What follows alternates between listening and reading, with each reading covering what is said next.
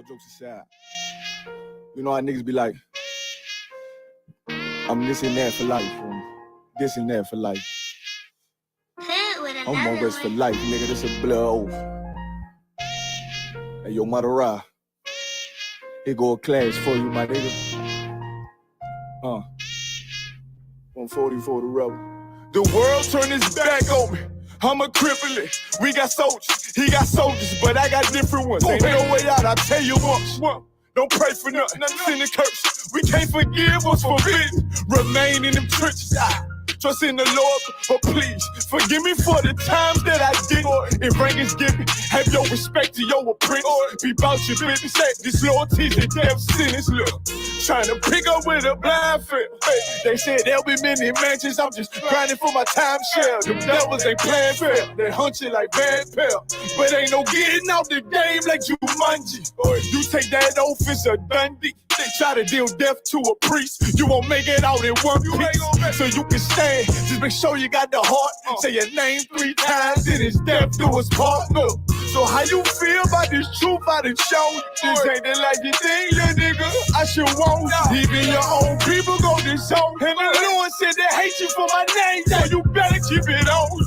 Ain't no more guessing, ain't no more questions. Make sure my election till I'm tucked away like George Jetson. Murder for capital, now it's murder at the Capitol. The world in amazement, we like fuck 'em, raise it. I pity those watching life as it go by. Be giving mercy in this life, I don't know why. In pump smoke, never try to.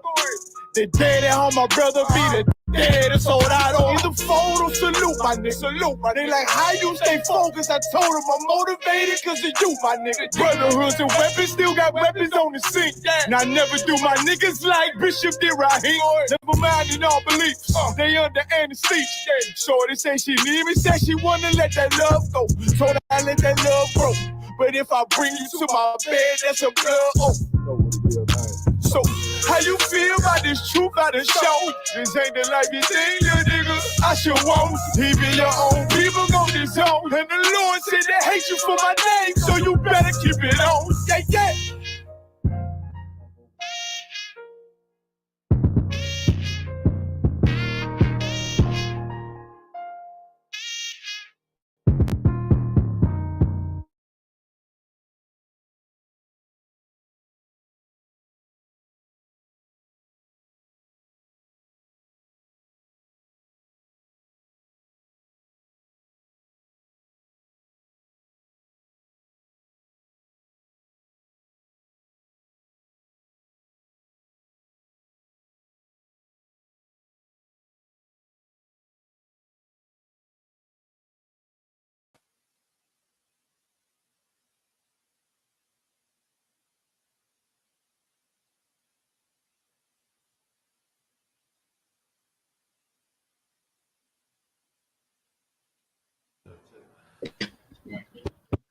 Yeah. Testing 1 2 1 2. Shalom on the one. How about Shemel Shabbat? Can you hear us in Durham, sir? Shalom. Con, I can hear you. Can you hear me? Con, I hear you. You sound a little bit low, but I do hear you though. Turn the main. It might be us. We might just have to adjust our levels. Turn that down. Turn that up. Nah, the white. Yeah. That's always check. Can you hear me now? Con, can you hear us?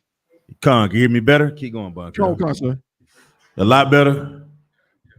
Actually, let me just turn up some stuff. You might actually need to turn it down. So it was our fault, sir. Yeah, our levels were not correct. Con, I was just. I like that. Check. 1 2. Keep going. Check. So we live, type of one? Con, we live, sir. Oh, you good to go. You might adjust the focus on that thing, Bunk, yeah.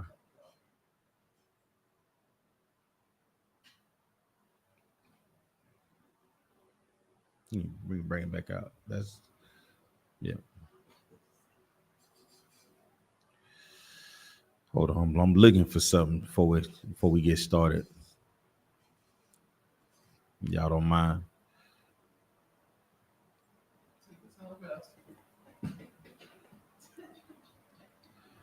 Okay. Okay. I'm gonna get you.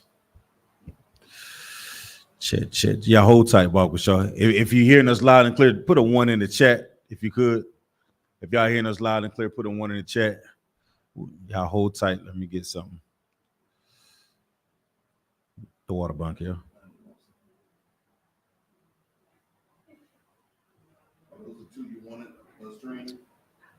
Come on, that's the water. Yeah.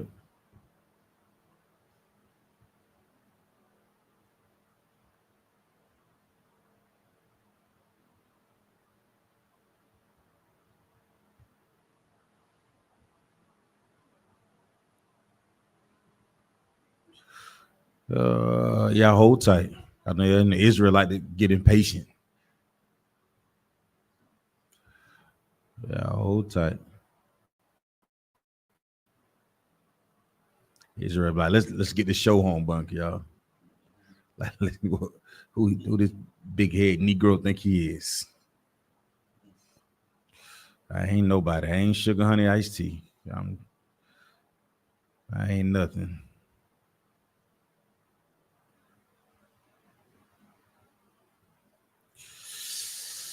I cannot find it. 51 and 23. Let me see.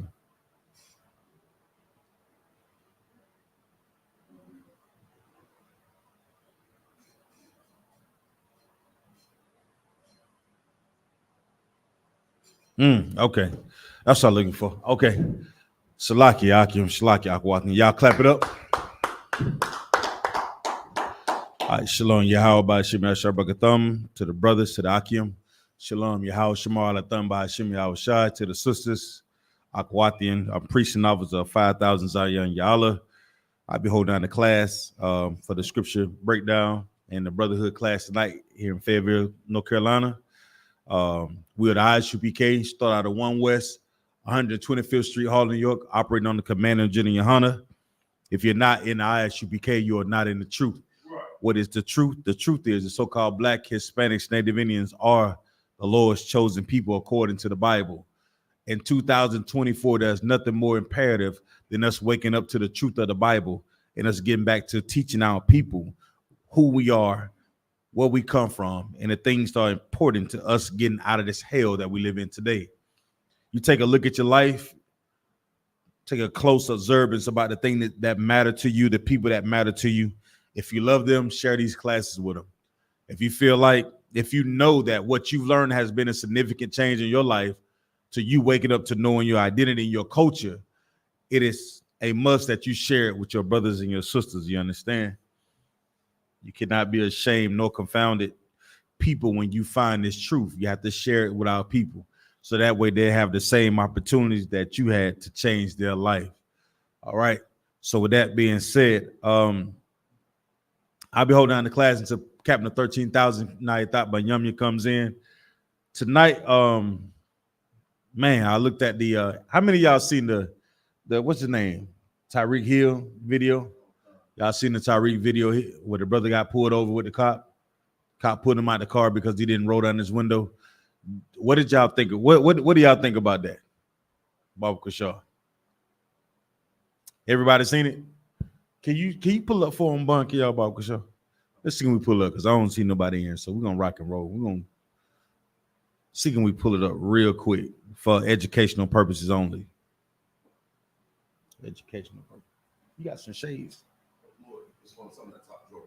What kind is it? There's some in here, some goggles right here on the right. Hot damn. That light bright. Ooh, player. Shalom, Christ, everyone. Hey, Shalom, Lord Christ. Shalom, Yahweh by Shemel Shabbat. Shalom, y'all. By Shemi Shabbat. They got the body cam footage. Yeah, I want to see that. Okay, right. Tear my eyes up. Woo. This thing's still bright. Like Stevie Wonder out of the joint.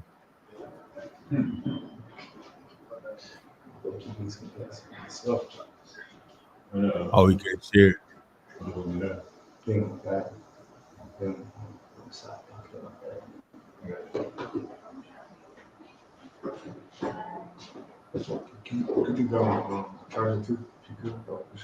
Yeah, you're right. So because he I can't see it. I was trying to add it to the stream. I'm unable to add it. Maybe we'll get a chance to add it later. But did anybody happen to catch to see what happened in the video? There you go. All right, yeah. Let's watch this real quick while we push off.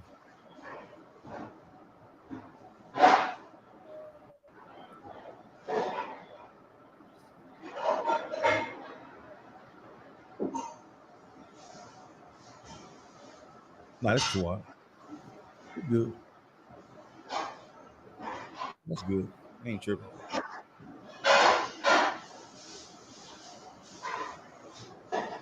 Let's look at this video real quick, Bob. Show.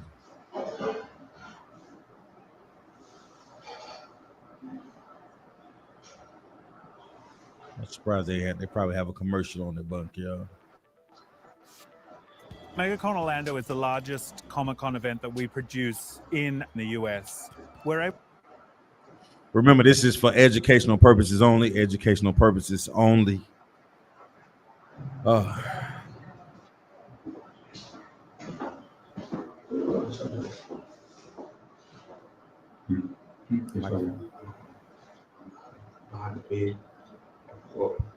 Check. So I was having dialogue with one of my colleagues.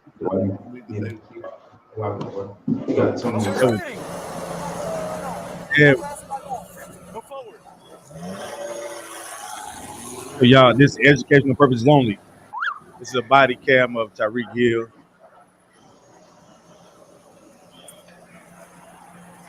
Incident. Yeah, we got it here. Football star. Multi-millionaire.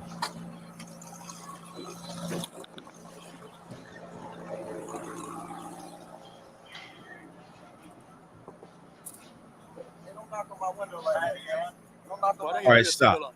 All right there. Why don't you have your seatbelt on?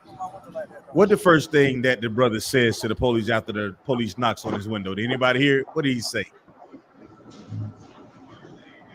Come on, sis. All right. Don't knock on my window like that. So what are you saying when why would somebody state that? You know what I'm saying? If you get pulled over and first the cop comes to your car and you say, don't knock on my window like that, what are you trying to infer to the officer or somebody that's knocking on your window? Come on. That you're better than him and you don't want them touching your property. Right. Come on, Bunkyo. I would say that you are in charge. You're the authority right now. Come. That would be the perception. Like, it's almost, what you opening my door for? Shut the window. Put my money down. Put my purse back over there. Put my wallet over here. It's like you're the person that's in charge, correct? Just remember, it's not our kingdom. Like what? Don't knock on my window like that. Why you have it up? Don't knock on my window like that. Why you have it up? I have to knock to let you know I'm here.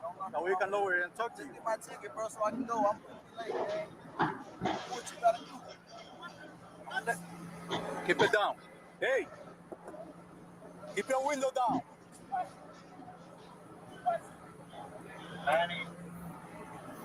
Stop. What do we see? We see a brother that is thinking what? He has authority. He's in charge. This is my personal property. I can do what I want to do. Right? Read on.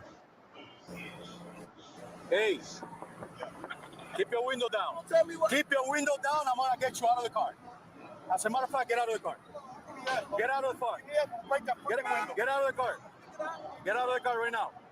We're not playing this game. Get out. Get out. Get out. Get out. Get out. Get out. Get out. Damn. What part of violence you understand? Hey, Drew, I'm getting arrested, Drew. I'm getting arrested. I'm getting arrested, Drew. Get out, bro. Damn, twin. When we tell you to do something, you do it. You understand? You understand? So now, we tell you. What is the officer doing? Exerting his authority.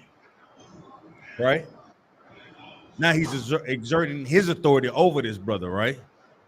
Play on, Buck, yo. You're not confused. I'm getting out. Too late. Too late. All right, bro. Take Too me late. to jail, bro. Do what you gotta do. We are. We will. Good, bro. It is good. Hey, Don't worry about it. I hung up the phone. You stop crying. bro. Y'all Now move. good. Bro, you beating on my window like you crazy. Like he what? What y'all beating on my window like y'all crazy for? Now he's talking about you beating my window like you crazy. Bro, dude, beating on my window like he crazy. I ain't do nothing to you. Hey, hold on, pull to the side, Joe, dude. Have a seat. I'm gonna have a seat. Hey, have a seat. I'm finna too. No, you This is doing the it. part. Hold on, twin, hold on, bro. I just had surgery on my knee. I just had surgery on my knee, bro. I just had surgery on my knee, bro. I just had surgery in your ears when we go. We can close that out.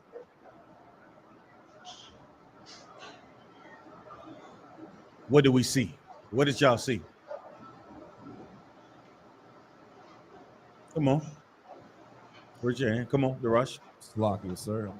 I've seen a lot in the video, but I'll just start first with the brother, you know, with the gifts that the oppressor gives him, right? So that makes you kind of forget who's in authority. You know, they give you those gifts sometime of this life, and you kind of put you at a status or a mindset thinking that now you're above the oppressor, and then he has to come in and show you again who's in authority.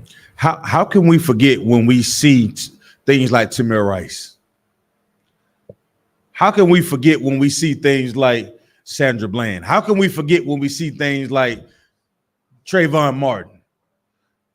How can we forget when, that Donald Trump say things like, if they don't want to get in the car, slam their heads against the door frame? How can we forget when they say things like, we come from shithole countries, if I may?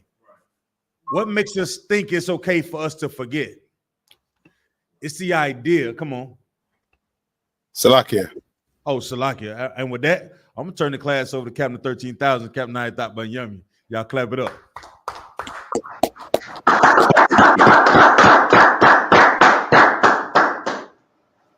can't see nothing. All right, where we at? Any questions? No questions. No questions right now. Like you, sir. Uh-huh. You did have a question from last week. You wanted to be reminded of. Oh man, I don't think I bring it to me. Let me hear the question one more time. So it was she said the ghost. Okay, she basically yeah, about the ghost and family members. Read the text. So like I sent you a text, but it wasn't exactly what she said. But I said question from class: the ghost and spirits, how they watch over us after they've passed on. How to watch over. So okay, let's go to first. What happens to us when we die? All right, which is go to Psalms. I believe it is 104 and 28.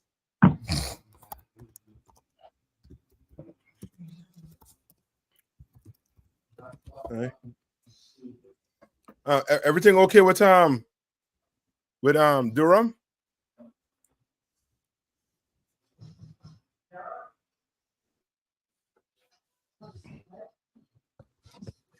Call we to Wob, sir, but we can't put our camera on at the moment. We have issues.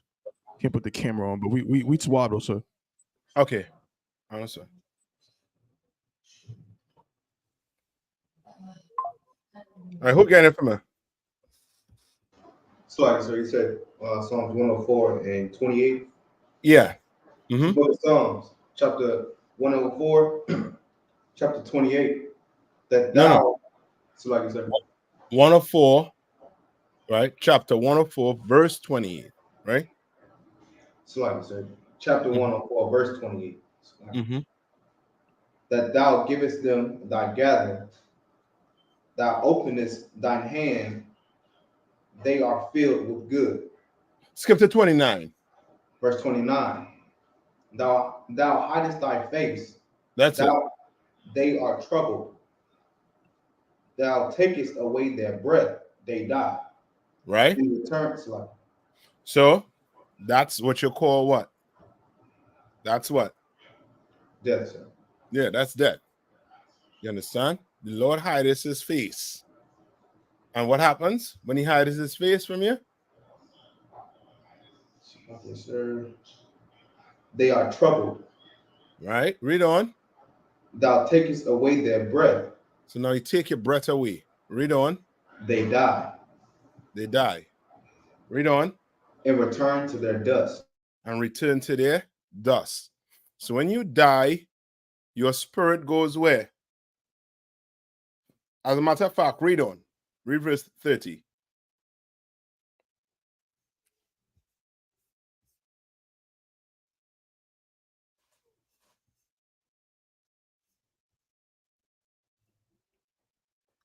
You hear me? Khan, sir. I think his stuff went out. So like I said, can you hear me now? Yeah. Conquer. So like I said, I'll start over. Verse 30. Thou sendest forth thy spirit. They are created. And thou renewest the face of the earth. Right? That's what happens when you die. Right? When you die, your body goes where? Into the ground. Your spirit goes back to the Lord. Right? And then he does what? In verse 30, in 30? Renewest thy face of the earth. Right? No, read verse 30 again. This is book of Psalms, chapter 104, verse 30. Thou sendest forth thy spirit. They are created. Right? And thou renewest the face of the earth. Right. So this here speaks about what? Where your spirit goes after you die, sir. No, this part here speaking about what? It's like it, sir. A reincarnation. Reincarnation. So when you die, your body goes into the ground, right? What's it saying? Dust to dust, right? Your body goes into the ground, your spirit goes to the Most High, and then He decides when you come back. Right? The Bible say, I think a generation, right? But nonetheless, that time that you come back is dependent on the Lord. Okay? Right? Right? Yes, that's reincarnation. And now that whole thing where they get the like they senior loved ones, right? That's I think General explained it a little bit last class. Do you all know the story with King Saul? Come, sir. And you all know where it is? I'll have to find it, sir. I'll find it quick for you all. Come. You good? Go to 1 Samuel.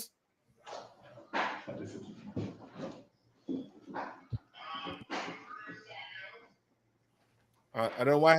Who I hear an echo from? So like I said,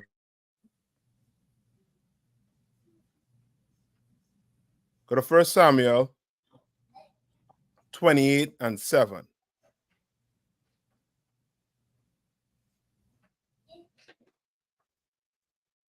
All right, 1 Samuel 28 and 7. Come, sir, I got. Go ahead. The book of 1 Samuel, chapter 28, verse 7. Then said Saul unto his servants, seek me a woman that hath a familiar spirit. I seek me a what? A woman that hath a familiar spirit. Right? A woman that has a what? A familiar spirit. Right? What's a familiar spirit? So like I said, would it Come be on. a witch? Okay. No. A familiar. What's a familiar spirit?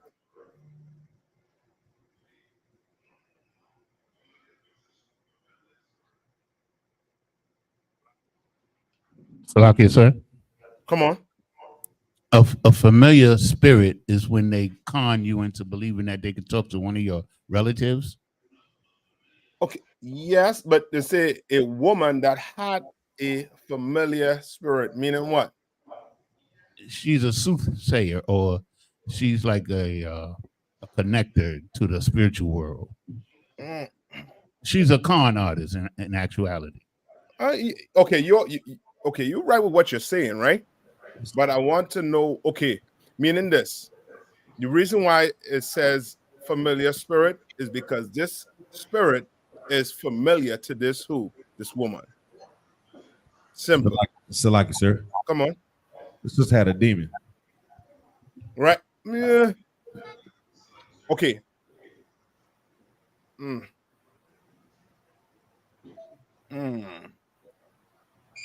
Keep it simple. Familiar spirit is just what? This spirit is familiar to the system. Tongue. All right. Read on. Tongue. That I may go with her and inquire of her. Mm-hmm.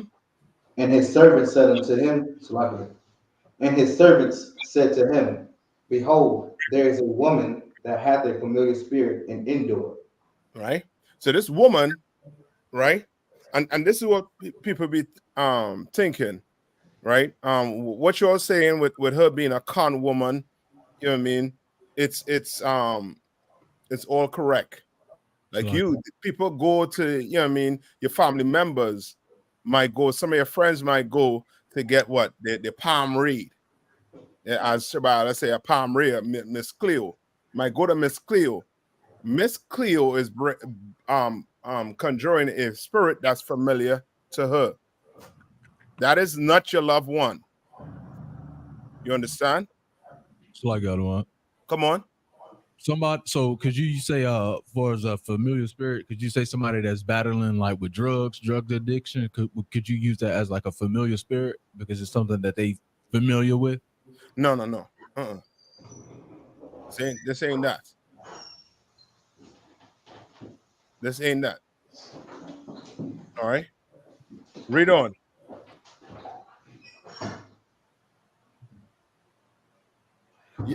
I don't know, Yanis, are you also good down there? You'll have a young officer in your room there. Kind of one con, sir. Let him read again. Feedback. Slug, sir, can you hear me? You know, I could hear, but there's like an echo in your room. Come.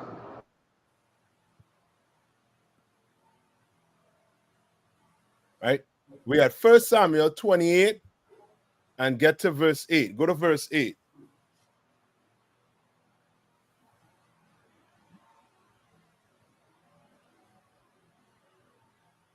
Come on, Yanis. Who in your room there? No, Salaki, sir. We all 500s here. Okay. Then So that's read it for me. I can read it, sir. Okay, go ahead. Tawada. Slakia, sir. It's Trooper Daraj. Slakia, Officer Daraj 50. I'll go ahead and read it for you, sir. Tawada. Come. This is the book of 1 Samuel, chapter 28, verse 8. And Saul disguised himself and put on other raiment, and he went, and 2 men with him. Mm-hmm. And they came to the woman by night. And he said, I pray thee, divine unto me by the familiar spirit, and bring me him up, whom I shall name unto thee. You understand? So he went to this woman in disguise. Why did he go in disguise? So, like I said, Mm-hmm.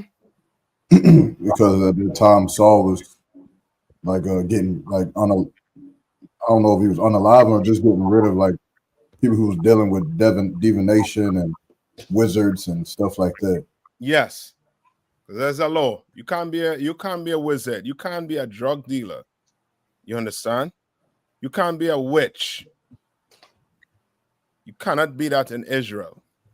Those things were forbidden. And Saul knew it. That's why Saul disguised himself. Read on. Verse 9.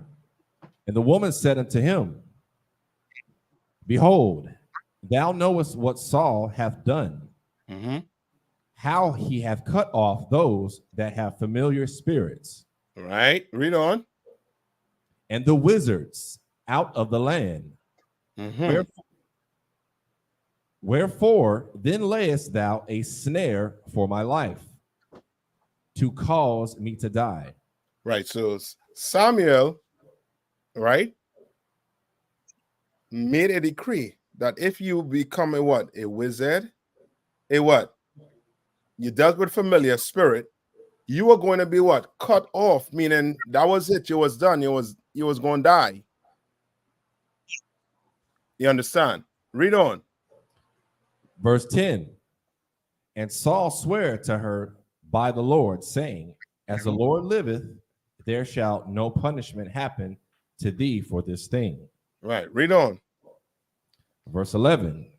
Then said the woman, whom shall I bring up unto thee? And he said, bring me up Samuel. Say, bring me up what? Bring me up Samuel. Right. Some of you all don't want to let your loved ones go, man. They did the time. They had to go. The Lord called them. Let them go. Some of us be so, you know what I mean, so into it on you want to celebrate the birthday. You're going by the grave with balloons. You understand? With candles. Ain't nobody there. Let them rest. You understand? Read on. Verse 12. And when the woman saw Samuel, she cried with a loud voice. And the woman spake to Saul, saying, why hast thou deceived me? For thou art Saul. No. Was this actually Samuel that she was seeing? Lie, sir. Lie, sir. No. Right? This spirit was what? Familiar to this woman. If you were in there and you had Uncle Tyrone that passed, she would have said this was who? Uncle Tyrone. You understand? Whoever you was going to ask her, that familiar spirit would have been the name for the familiar spirit. You understand? That was not King Saul. I mean, that was not Samuel. And now if you jump into the New Testament, how you know that wasn't Samuel? Right? You could go to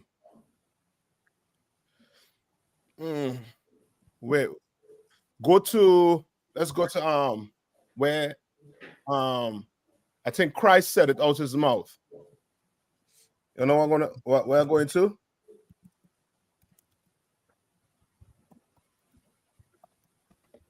So like you said, that the Lord is not the Lord of the dead, but of the living? Yes. Right? Matthew 22. Go to Matthew 22 and 32. All right. All right. So you said 22 and 32? Mm-hmm. Now, where do they get this from? Where do they get this from? They get this from where? The Christian church. Why? The Christian church. What does the Christian church say about the Holy Spirit? What do they refer to the Holy Spirit as? Salaki, sir. Come on. It's a ghost, an apparition. A ghost. A ghost, which means it's a what? Which means it's a what?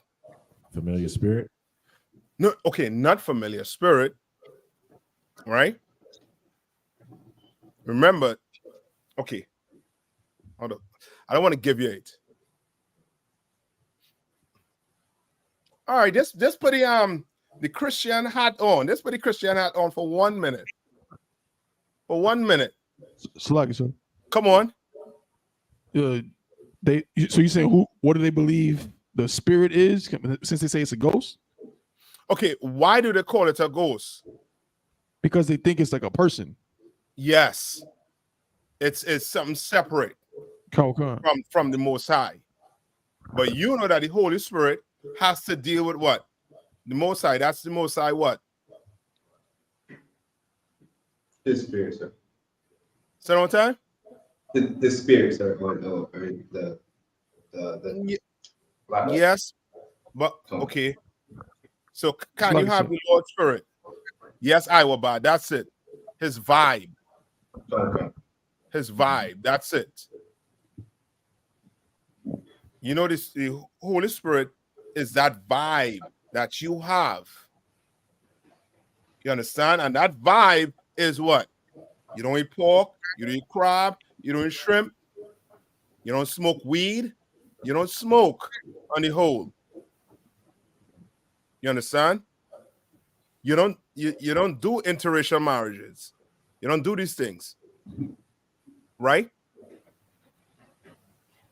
Right? Read on. No, yeah. Read Matthews for me now. This is the book of Matthew, chapter 22, verse 32. I am the God of Abraham and the God of Isaac and the God of Jacob. Mm-hmm. God is not the God of the dead, but of the living. He's not the God of the what? God is not the God of the dead, but of the living. Right. You understand? All right. Ain't no spirit of your dead uncle watching over here. That nigga used to eat pork, Salakia. Used to smoke. He did all manner of evil, all manner of sin. And now he watching over you. So who was watching over him while he eat pork?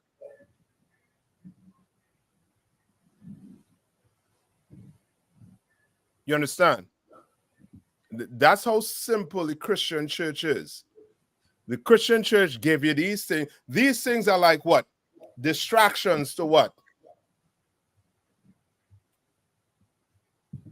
What are these distractions to? So, sir. Come on. To real life problems. Yeah, to a real life problem. To who is the real problem? No question, sir. Yeah.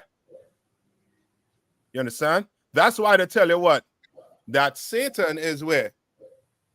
Where is Satan? On the ground, sir. Beneath the ground. So now, where's the devil? Beneath the ground. So now, you're not looking at the oppressor as being your what? Your devil. The devil the Bible speaks of. You understand? Now, you're not focusing on doing what? On doing what the Lord said to do so you could have the Lord vibe, so you could have the Holy Spirit.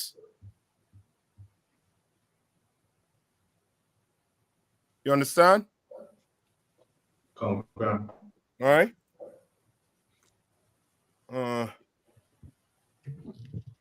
And I think there's another question there. Any chance? Come on. So we have another question from Siana. Says, Salaki, sir, if I may ask, is it lawful or unlawful for you to take part in your work holiday theme parties?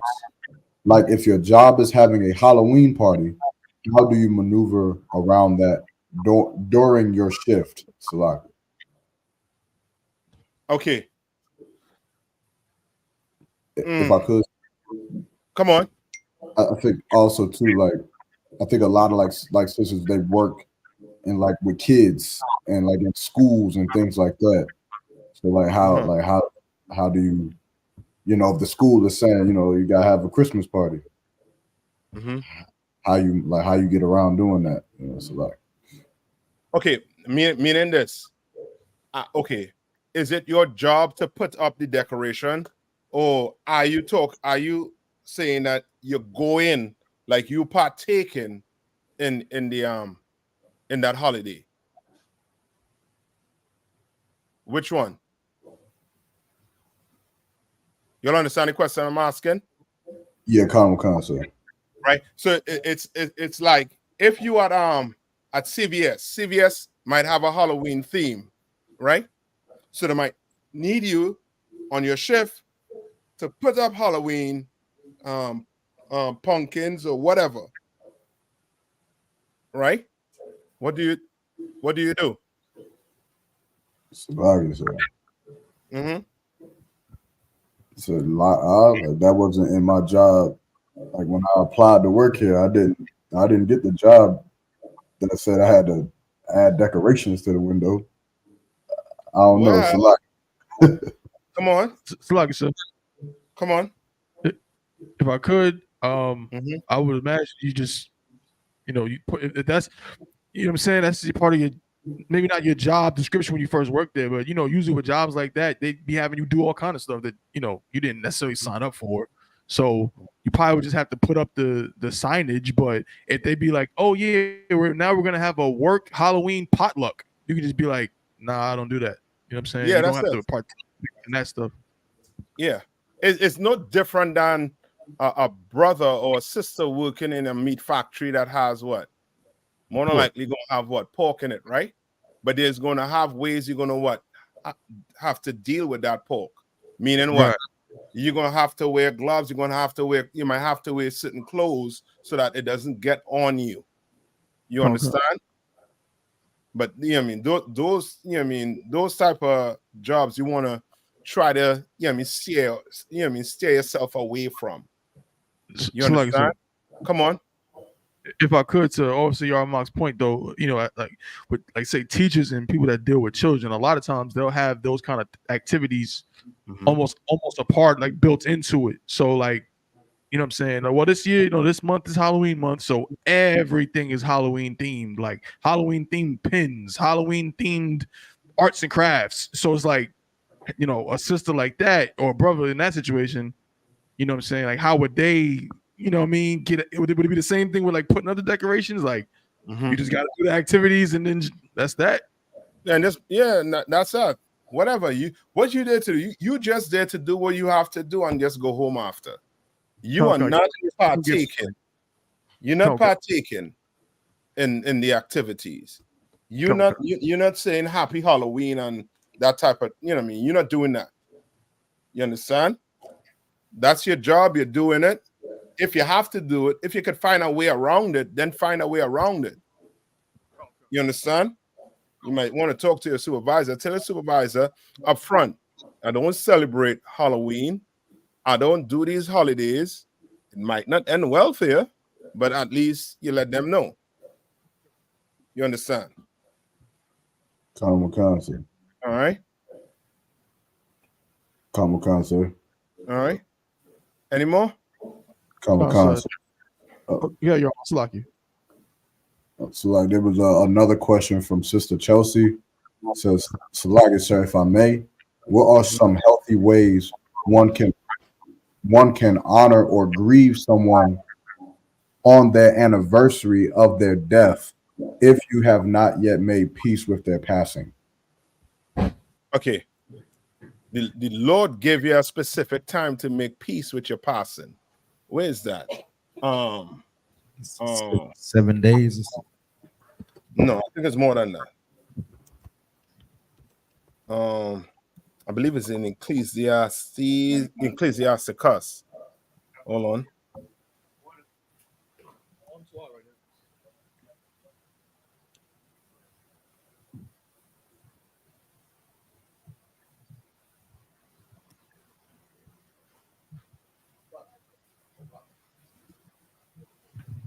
Salaki, sir, are you looking for Ecclesiasticus chapter 3? Where it just says a time for every season? No, that's in Ecclesiastes. I'm looking for in Ecclesiasticus, where it gives you Salaki Adawan. Come on.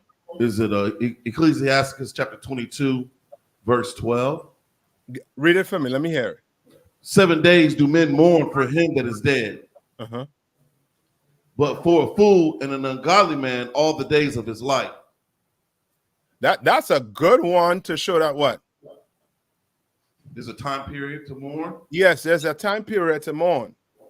Now read that one more time. The book of Ecclesiasticus, chapter 22, verse 12. Salakia. 7 days do men mourn for him that is dead. But for a fool and an ungodly man, all the days of his life. So we can read verse 11 if you want. Let me go up to but why does it say a fool for the rest of his life?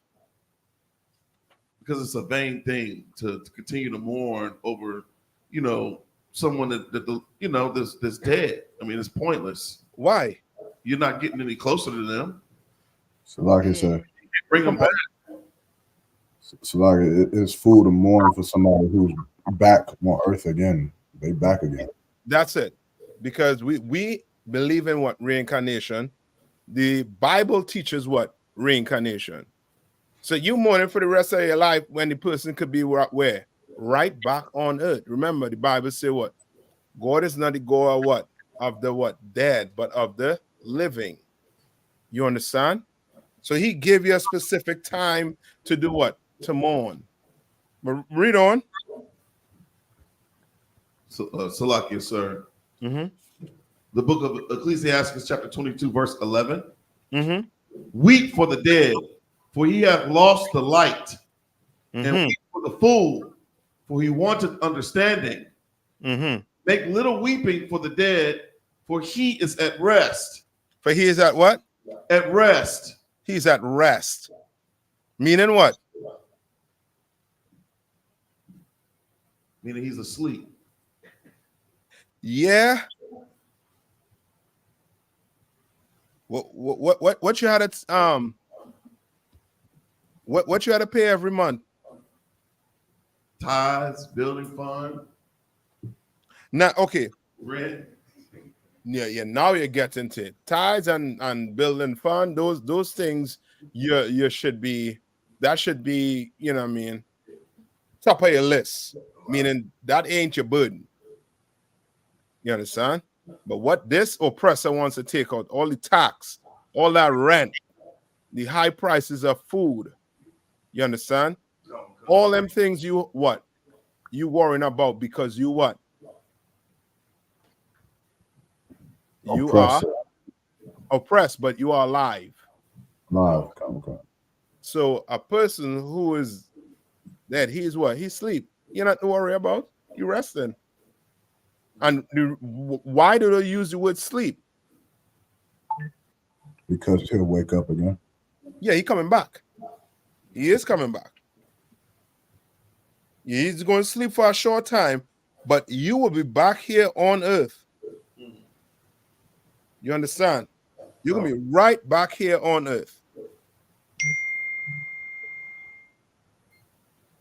All right? Come, sir. Any more? Come. So like it says, but the life of the fool is worse than death. Yeah, well.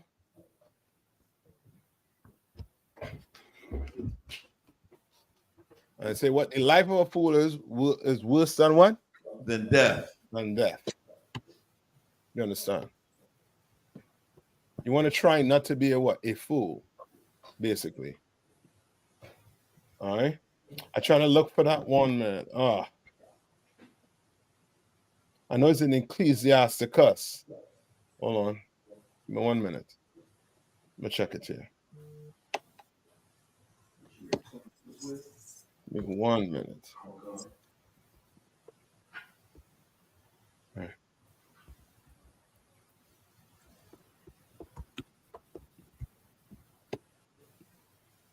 $41.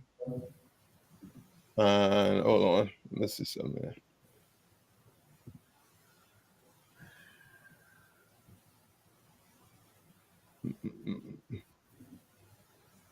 Oh boy, I can't find it here right now. But there's a verse in Ecclesiasticus where it properly explains how to go about mourning. You understand? You should mourn. Ain't no problem mourning. But what you don't want to do is you don't want to dwell on the fact. You know what I mean? You want to make it, you know what I mean, like an anniversary thing. You understand? Where on this day, you know what I mean, you start mourning all over again and start, you know what I mean, going to the what you call it again to the cemetery. You understand? But you could remember a loved one that passed, but you can't now go into what? Mourning, sir. Mourning. So like I said, could you say that that's kind of like a because I know it's something that I've dealt with in the world, but it's almost like because with mourning, like that, like with mourning can come like depression, and with that depression, like could you explain it like you are opening the door for demons to attack you? Because like if I'm mourning a loved one every year, and it's like this time of the year, I'm so sad that I might just unalive myself. I might, like, I'm thinking about this so much that I might pick up a blunt and smoke it because I'm like making myself to be sad, going to the cemetery, you know, putting myself in that space. Could you explain it like that, or Okay, yes, because why? Because depression is a what? a demon. A demon. You understand? And a demon's job is to do what? It's to hurt you, to unalive you. You understand? Come on. With the precept in Ecclesiastes 22 and 12. That's what Bankel just read. So like, Uh-huh. so you still looking for that verse? Yeah, wait it is. I think Call Sapar got it right here. Slakia, sir. Would it be Ecclesiastes 38 and 16?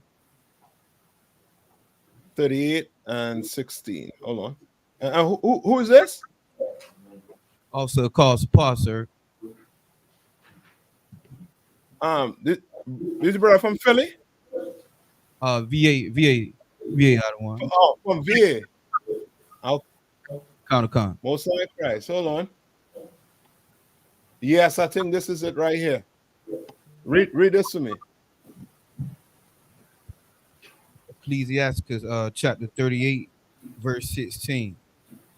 My son, let tears fall down over the dead. All right, let tears fall down. You know, me don't hold that back. And then you say you might try to, be man. You know what I mean? You're trying to show your strength. The Bible say what? Let tears fall down for the dead, man. You mean you lost a loved one? Let them tears fall. Read. And began to lament.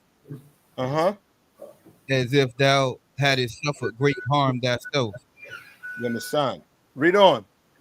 And then cover his body according to the custom. Right, according to the custom. You understand? We have a custom in how we bury our dead. Right? We don't burn with dead. We what? We bury our dead. Right? Read on. And neglect not his burial. Don't neglect his burial. You understand? A brother or sister pass on, you get them a good send-off. A proper send-off. Don't neglect to do it. Read on. Verse 17. Weep bitterly. And make great moan. And use lamentation. As he is worthy. And that a day or two, lest thou be evil spoken of. And then comfort thyself for thy heaviness. Right, and then comfort thyself for thy what? Heaviness. All right, read on. Verse 18. For of heaviness cometh death. And right. Of heaviness cometh what? Cometh death. All right, read on.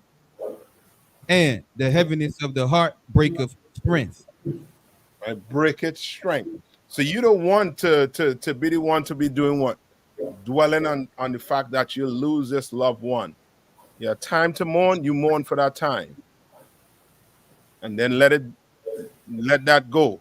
Why? Because that person, if that person was alive, that person would want you to do what? You want you to live. You want to live for that person, right? You want to ensure that person come back on the earth, you know what I mean, to see, you know what I mean, a kingdom. Then guess what? You're gonna have to stop mourning at some point in time and realize this nation have a lot of work to do and get to it, so that when your uncle or your aunt come back, they ain't coming back not knowing who they are, where they come from. They ain't coming back not knowing who the enemy is or who the oppressor is not. You understand? They're gonna come back in a kingdom where they're going to know the truth according to the Bible. You understand? But if we continue to mourn, then guess what? We ain't gonna reach nowhere. We ain't going nowhere. All right? Okay, sir. And any more to that? I think that is it. But this is not the one. There's another one. I'm gonna vex. Normally I have it. I would I had that one. But if it do come back, I'll let you all know. All right. I think that's it for that, right? Anything else? Honorable Counsel, there's another question from Sister Najee. Come on. Says, Salakia, sir, if I may ask, how do you deal with family? How do you deal with? I guess your family thinks your husband is a Mason. How? Honorable Counsel. Okay.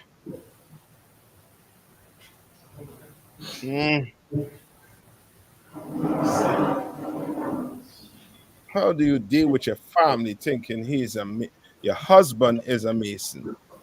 Go to where Christ was talking to the disciples, and he tell them, "Who's my mother? Who's my father?" Go there first.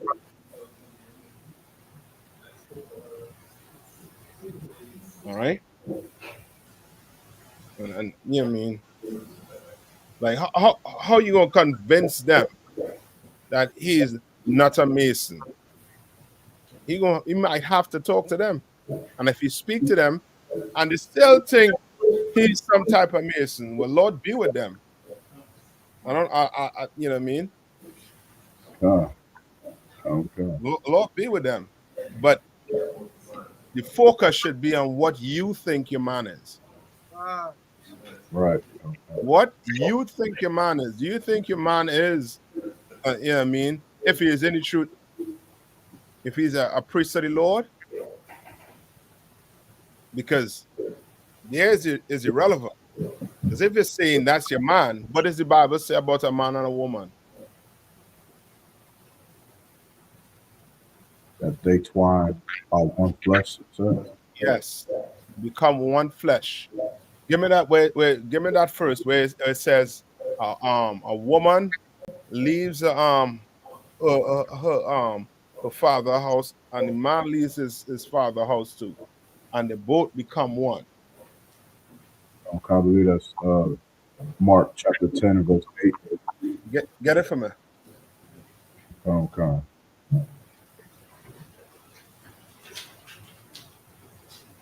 The book of Mark chapter 10 and start at verse 7.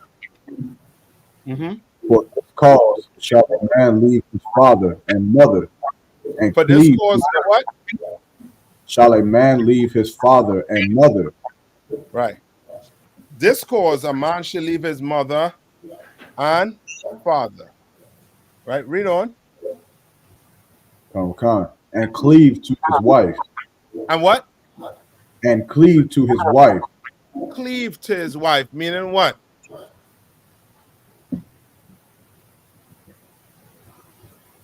So I can say Come on. that he should live with her or be with her, sir. Okay. More. Okay. What does cleave means? Cleave. So like I said. Give me the dictionary. And I way picture it.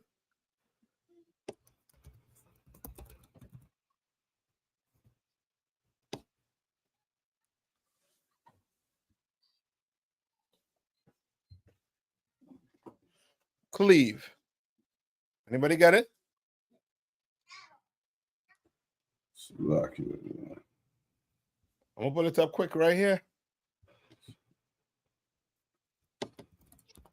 To adhere firmly and closely or loyally. To what? To what? To adhere firmly and closely or loyally and unwaveringly. Unwaveringly. You understand? So guess what? That's your wife. That's why it's very important who you stick that, you know what I mean, that joint in, that rod in. Is very important. You understand this? You understand? Why? Because now you're going to do what? You're going to cleave onto her. That's yours. That is not mine. You understand? That's yours. Read on. Go back to the scripture. Mm-hmm. For this cause shall a man leave his father and mother and cleave to his wife. Mm-hmm. Verse 8. And they twain shall be one flesh. And it, what? They twain shall be one flesh. The twain shall be what? One flesh. Meaning they what? They are one mind, sir. Yeah, they're one mind. You understand? You can't go and say you want to be, you know what I mean? You want to go marry this woman, and then you do not want to do what? You don't want to do what? Be together in one second. Say that one time? So like I said, that you were asking like if a person doesn't want to be with them, sir? No. You don't want to Not deal with it. Cleave. Cleave. Cleave. You understand? Come. You understand? They want to cleave. Come, sir. You don't understand. You don't understand the seriousness of marriage. If you do not understand the seriousness of marriage, then guess what? You should be what? You should be single. Yeah, you should marry. If you don't understand it, if you ain't ready for it, you understand? That's why it's very important that you follow what? It's very important. Follow the Most High, sir. Somebody saying it. Protocol, sir. Yeah, follow that protocol. That's 6 months rule. It's going to help you out a whole lot. I've seen laws, I've seen everything but protocol. Follow the 6 months rule. You see a sister, bring her into school. Why don't bring her into school? Give her 6 months. See a man you want to be in, try him out, bring him. Say, yo, these brothers in Durham and Fayetteville, Charlotte, they're having classes. Come in. You change your life. You give the other person the option to change their life too. You understand? But when it's not done that way, then we might run into somewhat. Might run into some issues. Might. You understand? But you want to follow that 6 months rule. You want to try to do that as best as you could. Right? Where's the other scripture I asked for?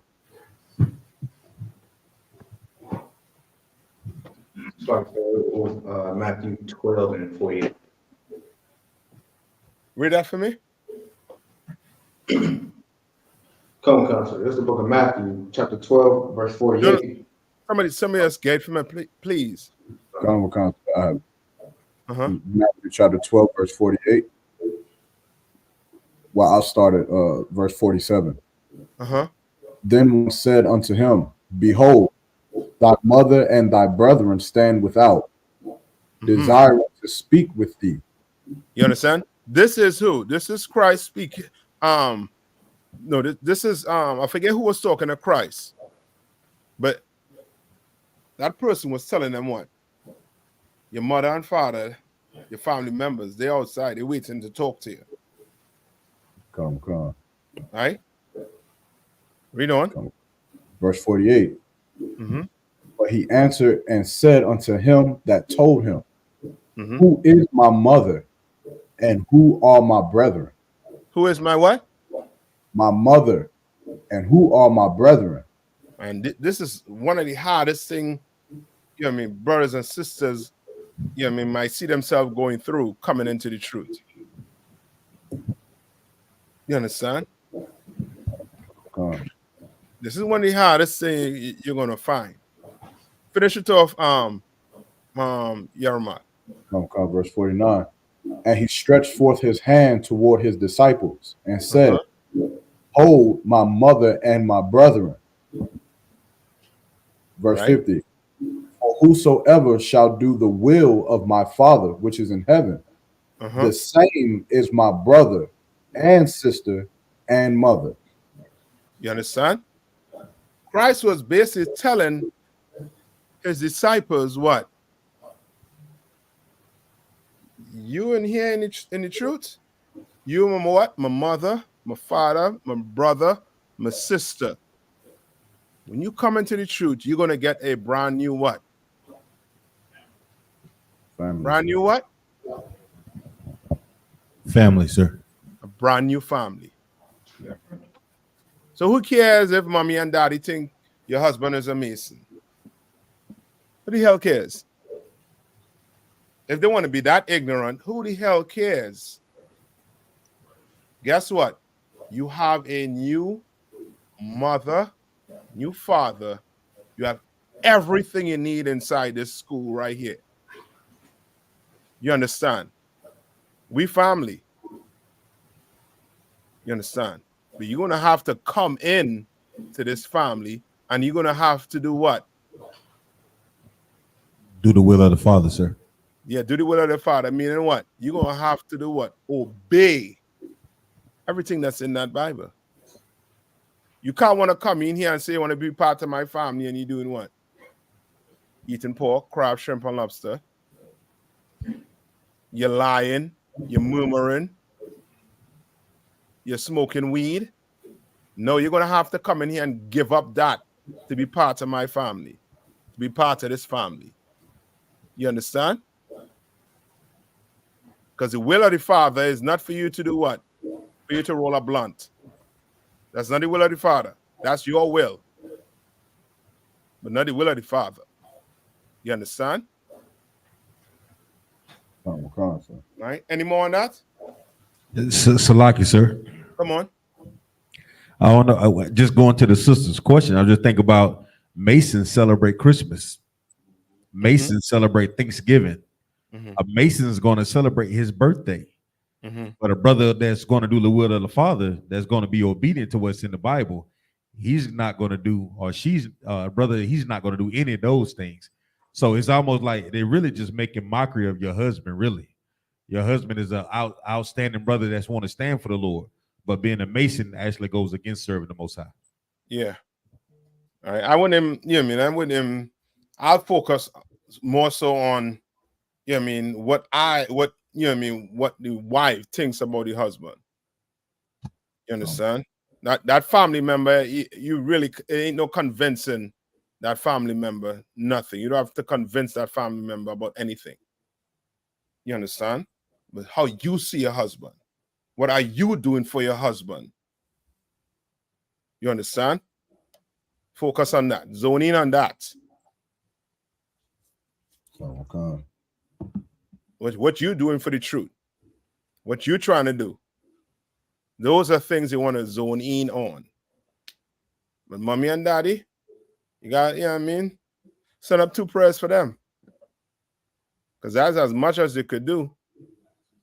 You understand? Go to Old Wine.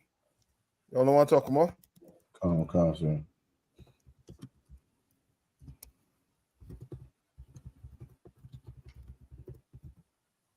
Go to Matthew 9 and 17.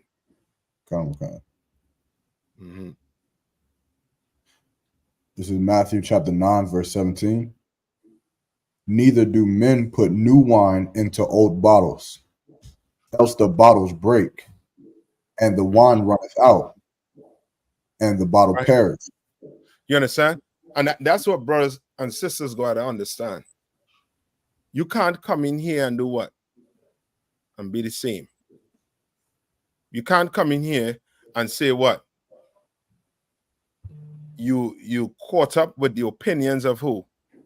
Your family in the world, with the opinions and everything else, and not trying to focus yourself on doing what's actually what you can't do that's in the truth. You understand? It's too conflicting. And guess what's going to happen? Read one more time. Okay. And the bottle perish. The bottle is going to perish, meaning what? It's going to break. So, oh, come on. It's going to burst. Go ahead. That the person's going to fall out of the truth, sir. Follow the truth. You name it. The person is going to be done.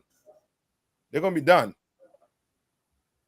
You know what I mean? Before you know it, you look to, you know what I mean? You look to the right, to the left, and you ain't going to see that person no more.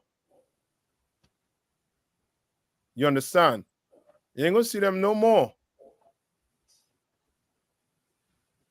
I mean, so many times we worried about what, you know what I mean, what your friends and your family member think about you being in the truth. Now, if you had to worry about that, maybe you don't need to be in here, really. If you had to worry about what people think about you being in here. If you want to be loved, I don't think you're in the right place. You might want to go to the Christian church right around the corner. They got all the love and happiness you could find in there. You understand? All right? I think that's it on that. Come. Any more questions? Come, sir. Come on. This is a question from Sister Shantaray. It says, Salaki, sir, if I may ask with your grace, what would be your advice on maintaining sisterhood/relationships with other sisters if you live far away or you barely see them? She asks, how can you make or keep genuine connections with people in the school? How? Give me the one with communication. Come, sir. All right. Give me the one with communication. All right. You can't do it. All right. What's your first step for this to occur? What's your first step?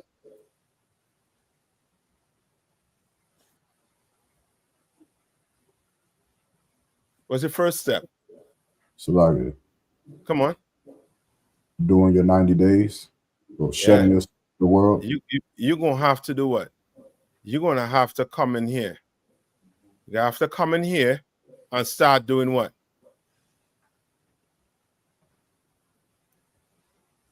Changing, sir. You're going to have to change. You're going to have to become somebody who you were not. You understand? Come. Right? You're going to have to come in here and become somebody brand new.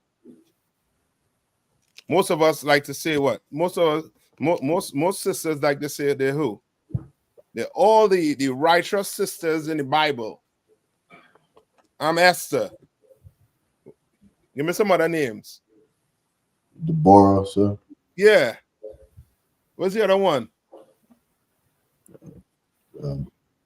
Esther, Deborah, Sarah. Oh yeah. Oh boy. Don't forget Sarah. Ruth. All these women, they all had a trait in them though. What was that one trait that was in them?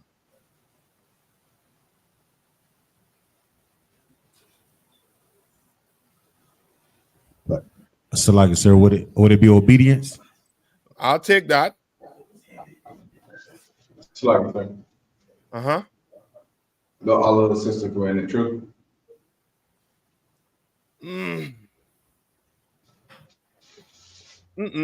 No. They were 100% feminine. Oh, yeah. Okay. 100% feminine. There's no need to argue with a sister in here. There's no need for brothers to argue. You understand? There's no need for that. And you better not do it in here. You're a woman. You running your mouth up in here. You causing problems up in here. You are going to bring shame to your house if you are married to a brother in here. You're going to stain your reputation coming in here with a foul attitude. You come in here, you better be 100% feminine. Better know how to speak. You understand? How to say, yes, sir. You have a man at home, you should be calling him Lord, my Lord. So you could fight whatever demon in your mind. You understand? Fight it. Whatever demon in your mind. So you know your place. You understand? Give me the precept I asked for. This is Hebrews chapter 13 and 16. Mm-hmm. But to do good and to communicate, forget not. Forget what? Forget not. Forget not. Don't forget how to communicate. There's a way to communicate. This is the first time you're speaking to a sister. First time you're communicating. What should be coming out your mouth? Shalom, sis. Yahweh Shematha Bashim Yashai. And that sister should return. And if you don't know how to say it, force yourself to learn how to say it.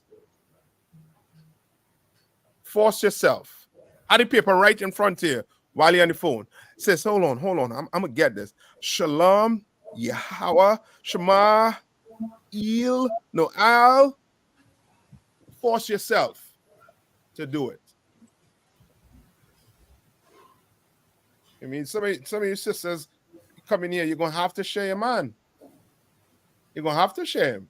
There's no question about it. So guess what?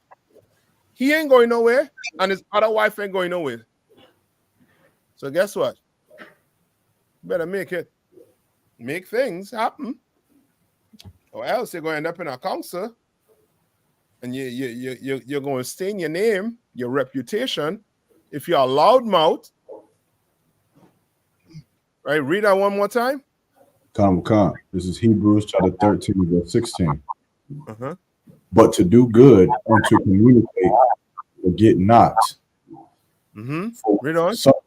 For with such sacrifices, God is well pleased. For such what? Sacrifices. It's a sacrifice. It's a sacrifice. You understand? And with such sacrifice, the Most High is pleased. I'm 99% of the time is the way you all speak to each other. You understand? That other 1%, I should say, is this. Go to I think it's Matthew, no, Philippians 2:14. Come. It's the book of Philippians chapter 2, verse 14. Do all things without murmurings and disputings. Do what? All things without murmurings and disputings. What is murmuring and disputing? Just think about it this way. If you never spoke to a sister before, it's the first time you see this sister or speak to this sister ever in your life, and you don't have how to say it in the world, a negative vibe about the sister, maybe something wrong with you, or maybe you're doing what? Maybe what's going on? Read one more time. Sorry. Do all things without murmurings and disputings. You understand? You want to stop the what? The murmuring. Stop the murmuring. Your sister come in here. You come in here, sit your butt in that seat, and you what? You learn. from the men of the Lord. You learn. You have a husband, you do what? Your whole zone should be what? About him. You see other sisters, you should be doing what? Greeting them with what? With respect. Talking to them with respect. You understand? Come. Once we start getting these things out, we stop doing it, stop the whole gossiping, stop the whole the disputing for no reason. Maybe it boils down to jealousy. Who knows? I don't know. Until I talk to you, or until you're in a council.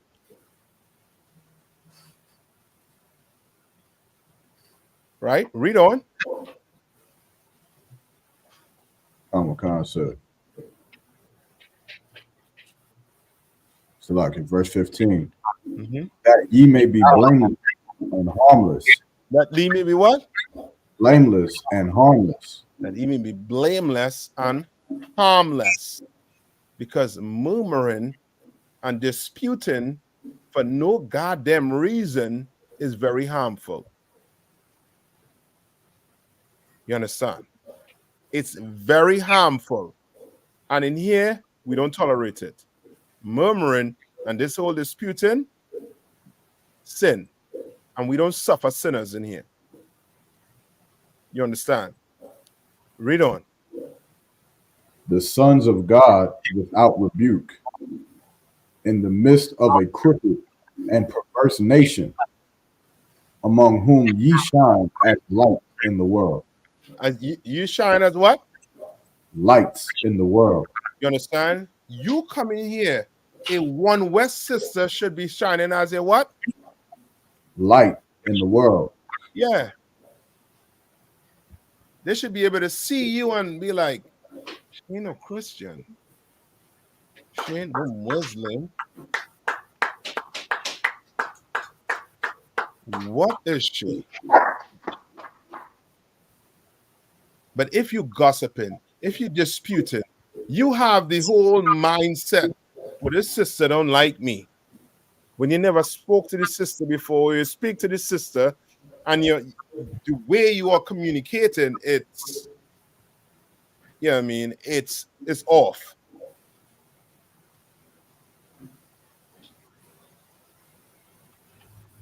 You're a Christian, pretending to be in the truth.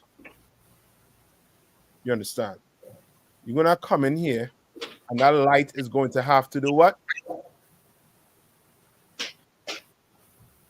The light is going to have to shine. Come. It's going to have to shine. You understand? Sisterhood is no different than what? Brotherhood. Yeah, it's no different than brotherhood. What I'm telling you here about sisters is the same thing when it's dealing with brothers.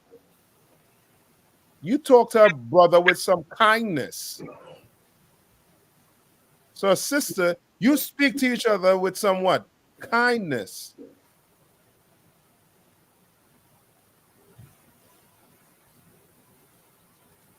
Right? Oh, God. Hold on.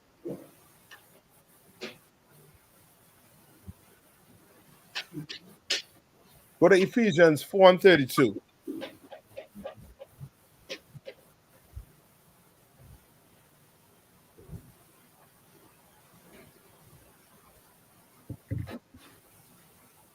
Oh, God. This is the book of Ephesians chapter 4, verse 32. And be ye kind one to another, tenderhearted, forgiving one another, even as God, for Christ's sake, hath forgiven you. Read that over one more time. Come. Verse 32. And be ye kind one to another. And be what? Kind one to another. Be ye kind one to another. Want to know about how to be a sister, how to be a brother? First step, be kind. Right? Read on. Tender-hearted. Tender-hearted. Meaning what? Like you have compassion. Yes. Yes. Read on. Forgiving one another, even as God, for Christ's sake, hath forgiven you. You understand? Now, I might say a sister mightn't do you wrong, or a brother mightn't do you wrong. Yeah. But you're going to have to do what? Read it again. Forgiving one another, even as God, for Christ's sake, hath forgiven you. Yes. You know how hard it is for some of you all to say, I can't forgive. I can't forgive. Well, guess what? The Lord will not forgive you for putting that pork in your mouth then. How that feel? That's right. How does that feel? The Lord won't forgive you for aborting that child then. How does that feel? Salaki, sir. Come on. If I may ask a question that's on this topic. Come on. So like with forgiveness, right? Like like we understand we gotta forgive a brother. So say like a brother, say I invite you into my, well, I ain't gonna use you. Let's say I invite a brother into my home. So like, yeah, come on, trash your house. no, I get drunk. Yeah, go ahead. Okay, so let's say I invite a brother into my home, and let's say this brother steals something. Let's say he steals the $100 bill that I had, and I got camera systems, and of course I go to he and the alone. He denies it. We go to council, and the council sees it. It's footage. We see him stealing the $100 bill, and then after that council, he gets his, what he got coming, his judgment. And after it, I forgive the brother. But so now at this point, let's say I have another shindig at my house, and I say, your brothers can come over. But now at that point, okay, how can I put it? Like if for me, if I'm saying I forgive you, but you're not coming back into my house again, at that point, am I right? Because now I think that you gonna steal something. Yeah, you see the problem? You ain't forgive him. You're gonna have to forgive him. You know what I mean? But should you be leaving money lying around the place? I mean that. I might just put the money up. Sir. You understand? I might just put it up. But you're gonna have to forgive him. It never happened. You understand? And the reason for that is what you just, the example you just gave there is why forgiveness, you are going to have to, you're going to have to really do it. You understand? Because if you don't do it, it's going to be some reasoning in your mind saying that he's not one of us. You're going to justify yourself. You understand? Yes. So like, come on. Is there a verse or something that you can actually go into that talk about like situation like that for forgiveness? I know we talk about 70 times 7, how often we should give, but there's like something in the strength to possibly give like Akim strength in understanding the power of forgiveness. Revelation 12 and 19. So like, sir, come on. If I could, just a question along with this. How you describing it, is that like, you know what I'm saying, more specifically in terms of dealing with a brother in the truth versus, you know what I'm saying, we supposed to love, all Blacks, Hispanics, and Native Indians, but let's say my sister in the world or something, right? She borrowed money from me. She said, can I borrow such and such? I'll have it back to you, right? And she don't get it back to me the first time. I'm not tripping off it, but you know what I'm saying? That's what happens. She asked me again. I let her borrow some money. I say, I need my money back. She don't give it back to me. You know what I'm saying? Or you know what I mean? So does that forgiveness now again, I'm not gonna hate my sister. Like I can forgive her, but you know what I'm saying? Like the next time she asks me for money for whatever reason, would I be wrong then? Would I be violating what Christ said about 70 times 7? If she asks me for money again and I say, hell no, no. You're not violating. Okay. You're calling the money. And that's it. Because such and such. You understand? And you know what I mean? You lending somebody money in the will, you might as well count that, you know what I mean, that done, that gone. Common concept. You understand? And if you want to do it right, you understand? The school have a way of doing it. Now, if you want to, you know what I mean, make some I say some vow between you and a brother, put it into money. That between you and that brother. Okay. You understand? No, Okay. if you all fall out, we gotta go to council and the question. You know what I mean? Then you gonna have to answer questions. He's gonna have to answer questions. Okay. You understand? All right. It's like yeah, yeah, Mark. No, I was asking, could you use Ecclesiasticus 12:4 as a precept to what you just explained? Come on. It says, "Give to the godly man and help not a sinner."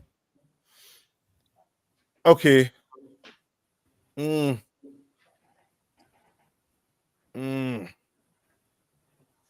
Yes. Yes. All right. Come on. Like, sir. No. I didn't say sorry. I should say Romans 12 and 19. Kind of. Sorry, Salaki, if I say Revelation. It's Roman 12 and 19. So like I said, there's a book of Romans chapter 12, verse 19. Dearly beloved, avenge not yourselves, rather give place unto wrath. For it is written, vengeance is mine, I will repay, saith the Lord. So, who is forgiveness for?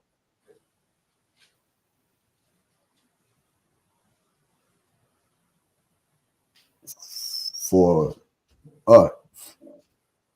us, sir? When I say for us, what do you mean? Like we needed the forgiveness. Okay. Okay.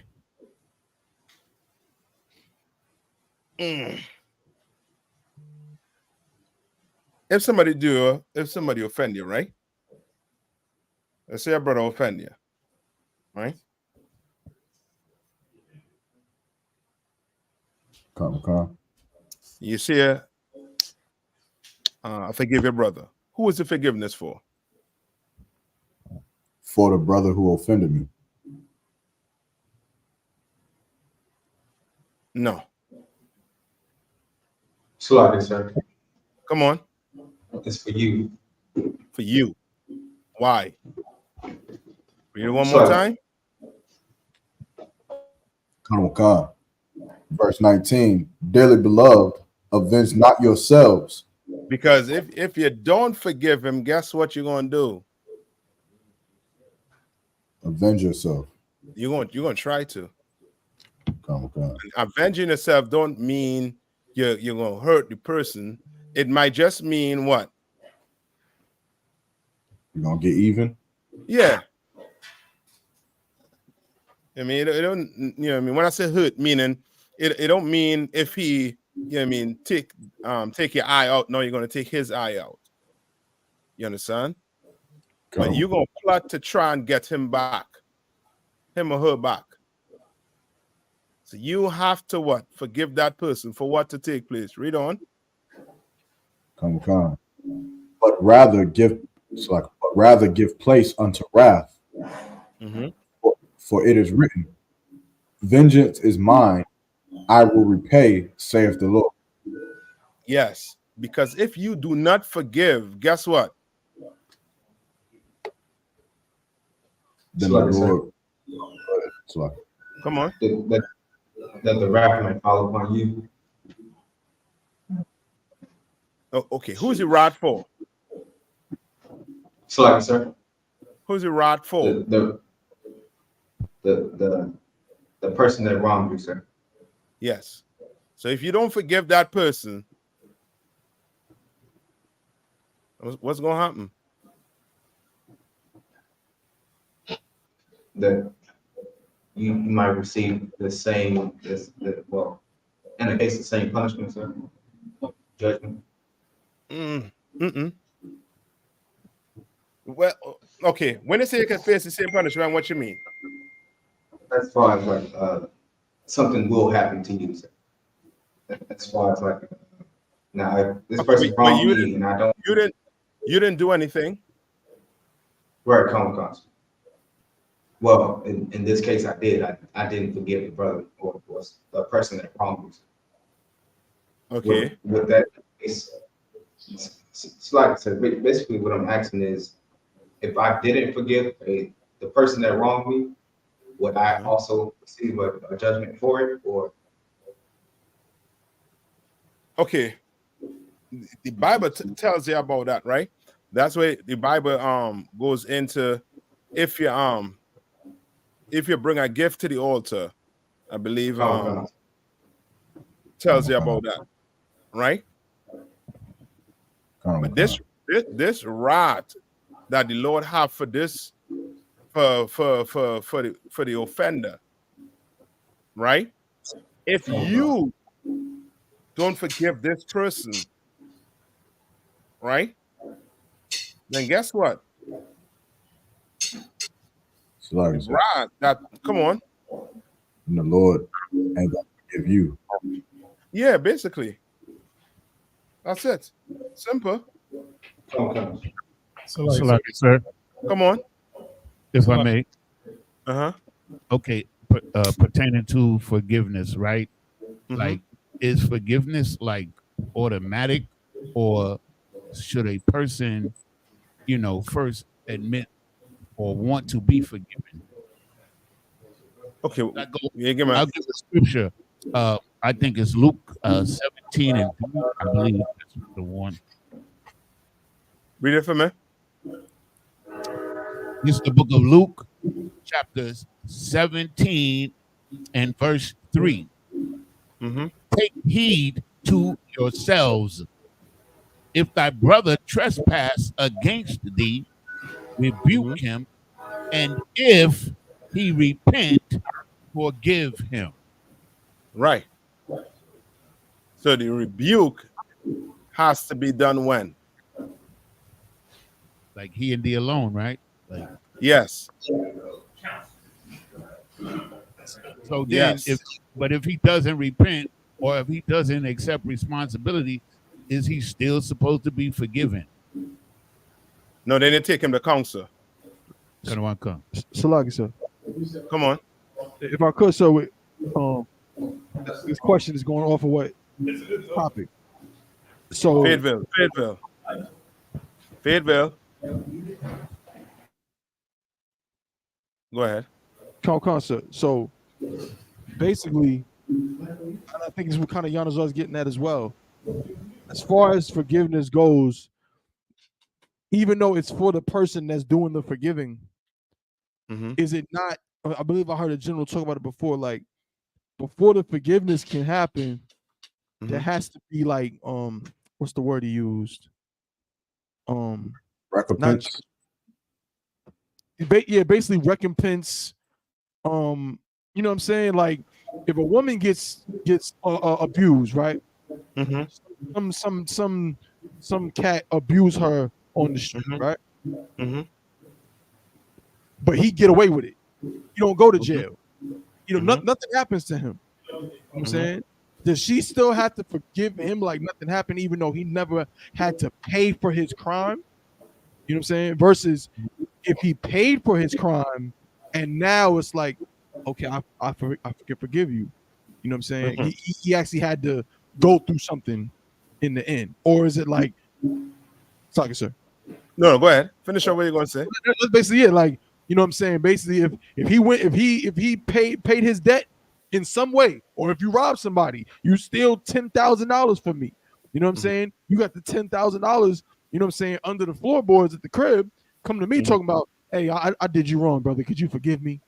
It's like, hell no, where the hell's my $10,000? You know what I'm saying? But then, you know what I'm saying? But if he come back with the money, like, you know, bro, I shouldn't have did that. Slack you. You know what I'm saying? Like, is that how it works, or is it just automatic? Like Giannis always asking. Okay, how I think. Okay, yeah, Giannis. I think how Giannis I was asking is it different to how you asking from what you asking? And if it's different, come on. So, like I said, if I may, if I want, you can tell me if I'm wrong. But I do believe that somebody asked the general. They asked like, what sin is like a sin that is unforgivable, and the general responded by basically saying, all sins are forgivable, but some sins you have to pay for more than others. Yes, so I guess yes, of course. So, so I guess like what Tabuan is asking again, correct me if I'm wrong, but before you can be forgiven, do you have to pay for that sin first, or for Before? that kind of concept? Okay, before the sin. Okay, come on. Okay, when it's about paying for a sin, this is not talking about something like a debt. You pay a debt back.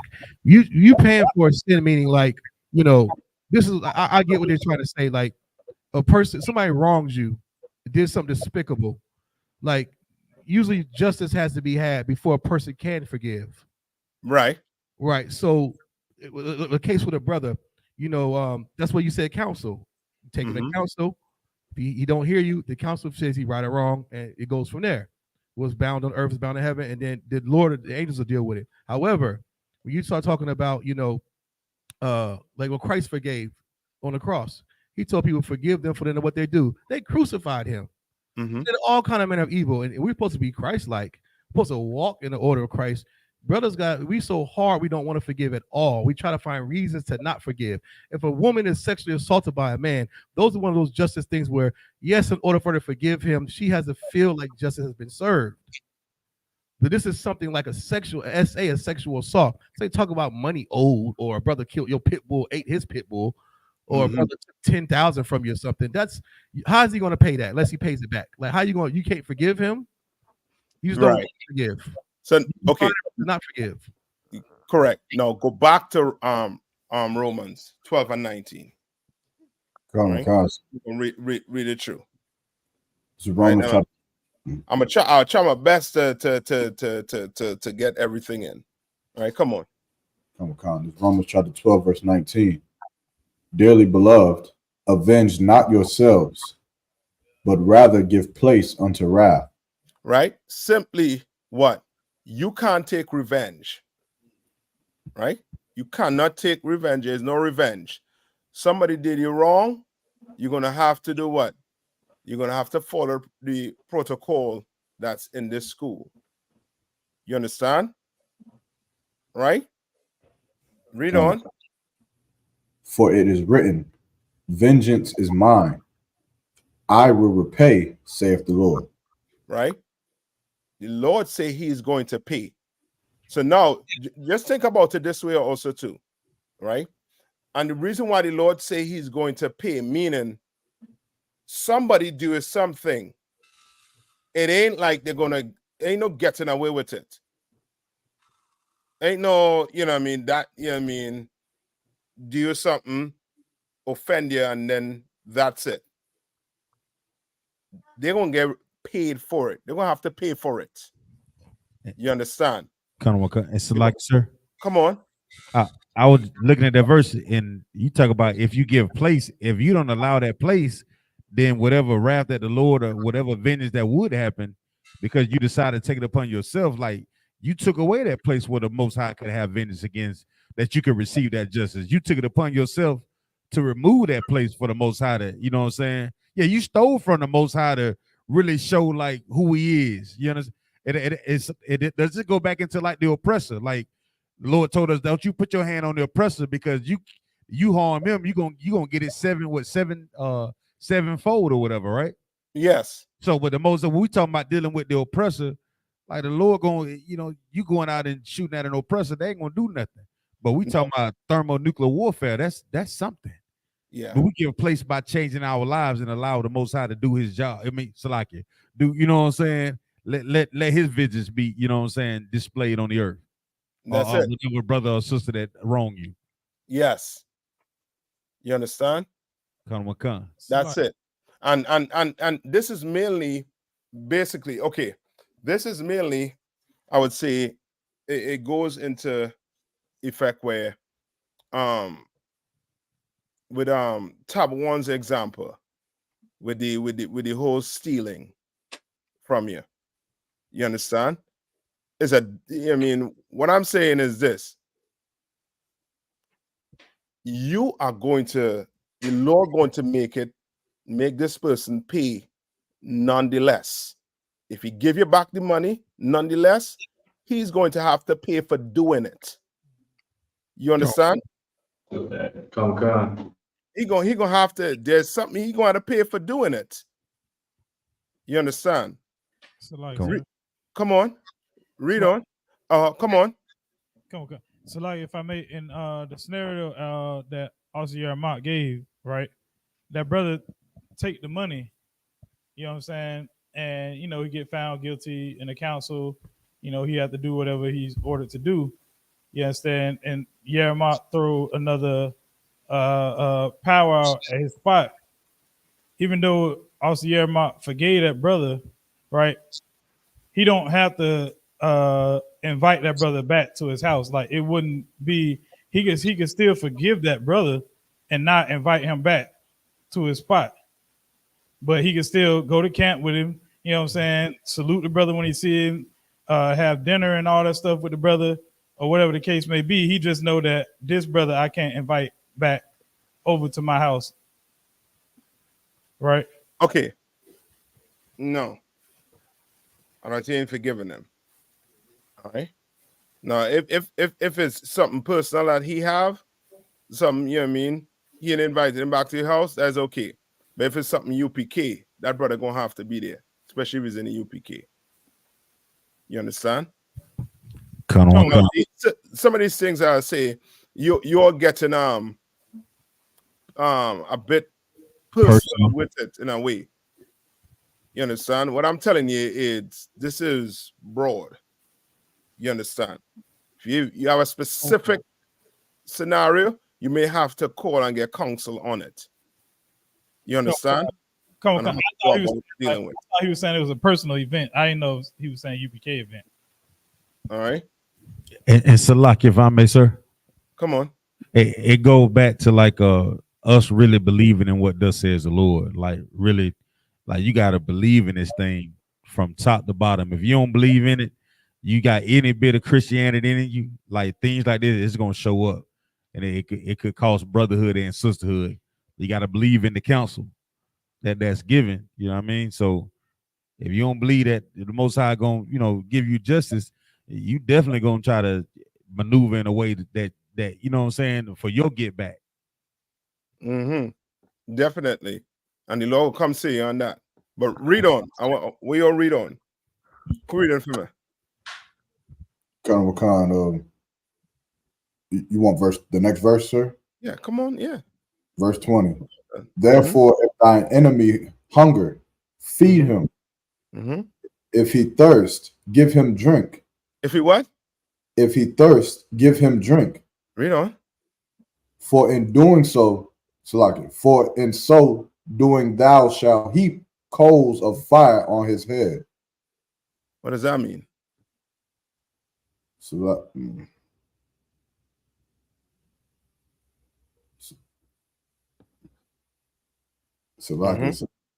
Come on.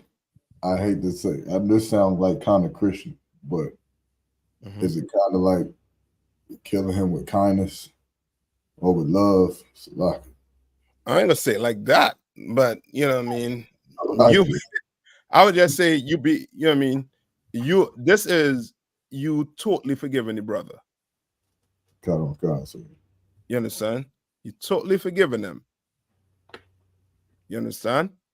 and you're not treating them with no type of what? No type of animosity. Not like that.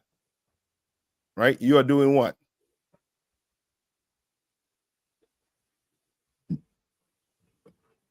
You were doing what? Read the verse one more time. The end of the verse. For in so doing, thou shalt heap coals of fire on his head. You heaping what? Coals or what?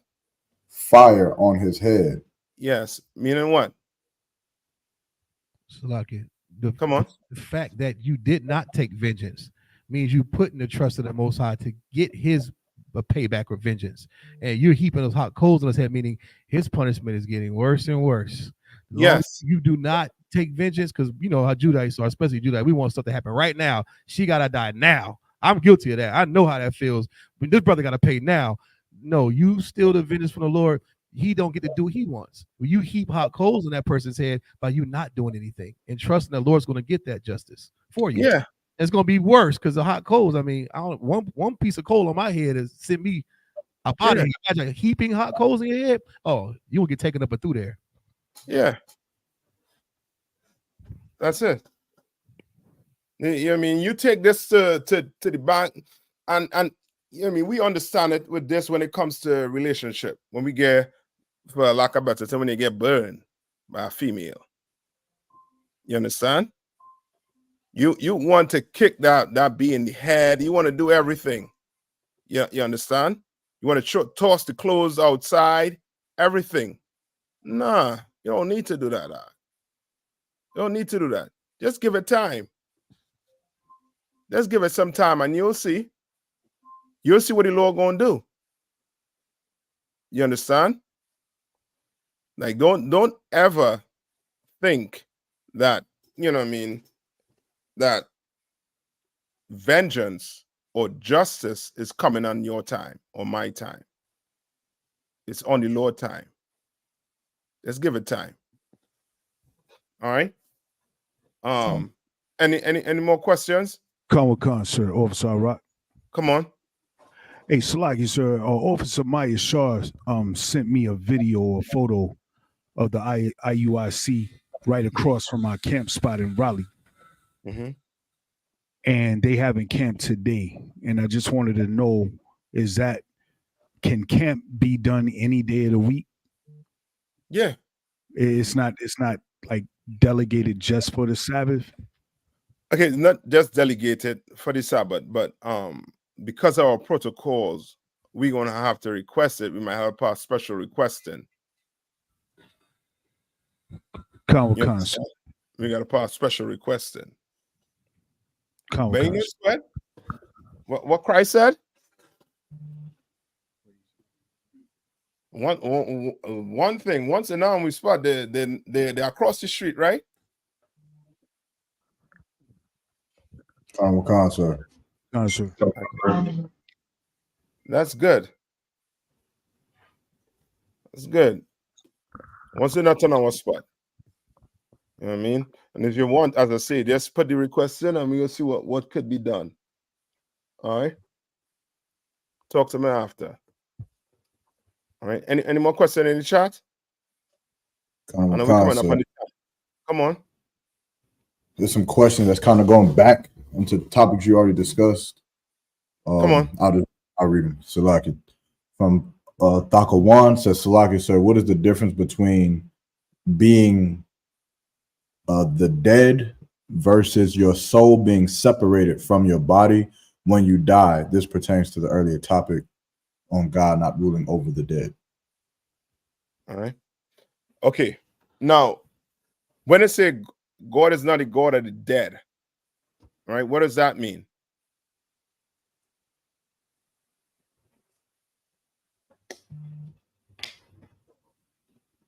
What does that mean? Go to that verse one more time. Salaki. Come on, go ahead. Just taking a shot. I mean, I kind of get it. Maybe was that talking about in his context, meaning the God of the dead, meaning that's not talking about the state of being unalived. Is that talking about, you know, how it says the dead, like the walking dead, meaning their God is Satan. It ain't the Most High. If a brother is celebrating Christmas and all that, that ain't his God. Like just because you're alive, don't mean the Most High is your God. Okay. Like no man can serve two masters. You either serve the Most High or Satan. So if you're not in here, who the hell you serving?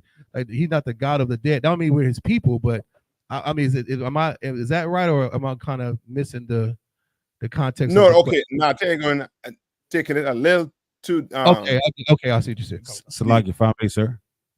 Just go to the scripture for me. All right, and just to give 1 minute, just to give context to it, right? When it's this is I believe when the disciples went up I think it's either on a mountain and saw Christ, and they saw they saw go to the scripture. Wait, Elijah. Mm-hmm. So, yeah. Like you talking about the God of the dead? The scripture? This is the book of Matthew, chapter 22, verse 32. I am the God of Abraham and the God of Isaac and the God of Jacob.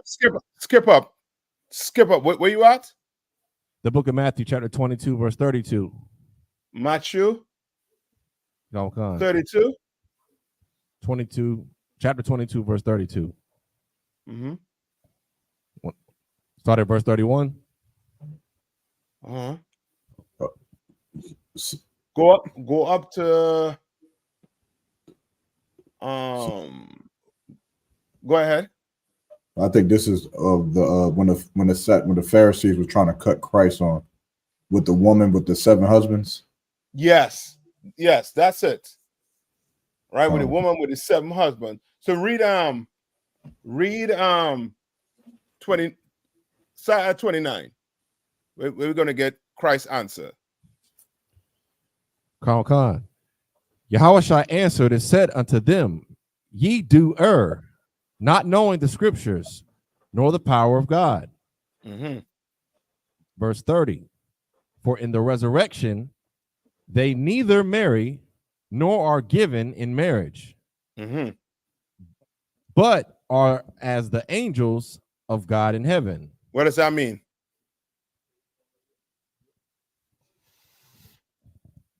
Salaki, meaning follow order, sir?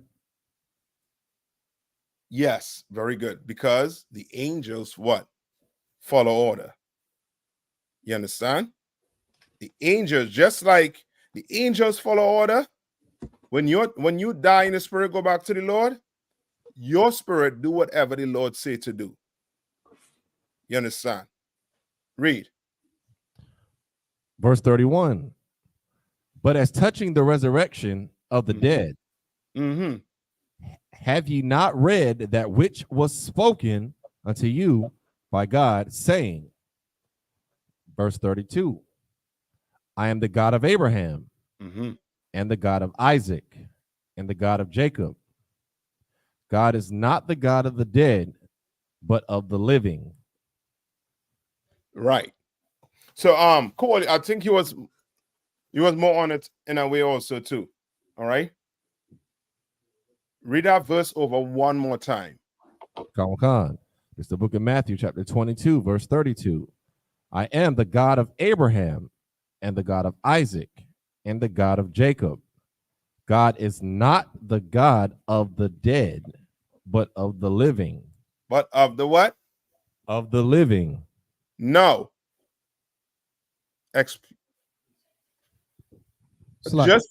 Go ahead. It's about reincarnation. My bad. I didn't mean to cut you off, Cap. No, you good. These people are back again. Meaning, Abraham, our forefathers are back. Meaning you don't die, just be dead. This is not a God of. He's reinforcing the concept that we call regeneration or reincarnation. Okay. Yes, you're correct. You're correct. No. Do Christians believe in the resurrection? La, sir. No, they don't, right? La. So to them, the Bible had to be the book of the dead, right? Kan. Because Matthew what? Died.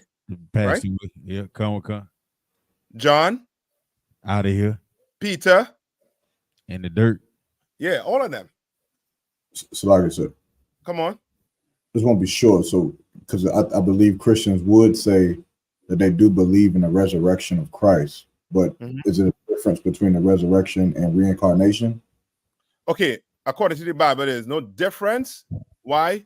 They believe Christ was resurrected, right? Because they saw it, they see it in the Bible where it says what? Christ was what? Resurrected on what? The third day. Right? But their concept of resurrection, it only stops short with Christ. It doesn't go to everybody. You understand? So when they read this, right? When they read this touching on resurrection, to them, it's more so I forget how the Christians look at this, but they don't look at it as being reincarnation. They do not. They don't. You understand? That's why when it comes to the dead parents, where do they be? On All Souls Day. They be at where? The gravesite lighting a candle. You understand? On the day their family member died, they go to the gravesite and what? Put flowers and do everything. The whole work. You understand? That's because they don't believe in resurrection. They believe in what? What do they believe in? Heaven and hell. No, they believe in the dead. You understand? They think that they don't believe in resurrection. You understand? They don't. So why would you be at a gravesite praying for daddy? Is the spirit down there? Only because you believe in the dead. Yeah. Right? But Christ is saying what? The God of this Bible is not the God of the dead. Right? Meaning reincarnation is real, resurrection is real. Christ is not the only one who going to resurrect. Who resurrect from the dead again too? Elias, sir. Elias. Yeah. Right? John the Baptist. Right? Now go to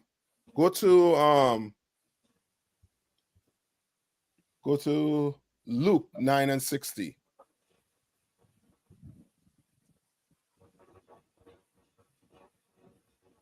So like you still got it, Officer Darash? So like you said, 16? No, 60. Okay, I got you. This is the book of Luke, chapter 9, verse 60. Jesus said unto him, let the dead bury the dead. Let the what? Let the dead bury the dead. So who's the dead burying the dead? So like you said, come on. The dead are those who are not in the truth. The dead that they're burying are dead, like the dead that physically passed on. Yes. Physically passed on. You understand? That's it. That's the person who physically passed on, and the person who is dead to the truth. Spiritually. Yeah, spiritually. Right? Christ is saying them, let the dead bury what? The dead. Okay. Now when the Most High say what he's not the God of the dead, he is literally meaning what? What is he talking about? He's talking about what? Reincarnation specifically. When he say he is not the God of the dead. Meaning when you die, you come back on the earth. You come back. This year Christ is talking about you being dead to what? To the truth, spiritually. And you burying a family member that is actually what? Dead. Physically dead. Physically dead. All right. I hope that Sister, that was good. All right, next question. Sir. Some of these questions kind of coincide with each other. If I could, Sister Shantaray said, what if you forgive but can never forget? You always remember, you always remember what that person did to you, so you take precautions to safeguard yourself for future reference. And sir, if I could, just to add Sister Najee question is kind of the same, but it says what if a family member or friends and they constantly keep doing you wrong, such as abuse and etc., would it be wrong to take precautions in the future? Okay. For let me answer Sister Shantaray first, right? Then we get Sister Najee. So say it one more time. Concept. What if you forgive but can never forget? You always remember what that person did to you, so you take precautions to safeguard yourself for future reference. Okay. What if you forgive but cannot forget? What road you going now?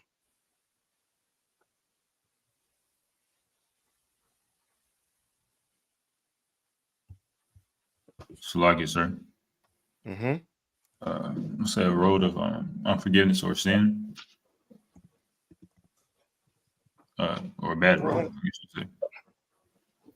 Yeah, you right when you say a bad road, meaning when you forgive, you're going to have to do what? Like you're going to have to act as if it what? It never happened. Never happened. You're going to have to act as if it what? Never happened.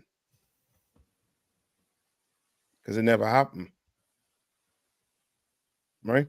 I forget I forget the scripture where Christ was either Christ or one of the disciples was saying oh,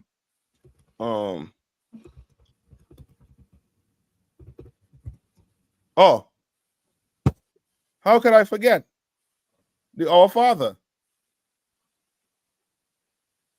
What do we say in the Our Father? To forgive debts.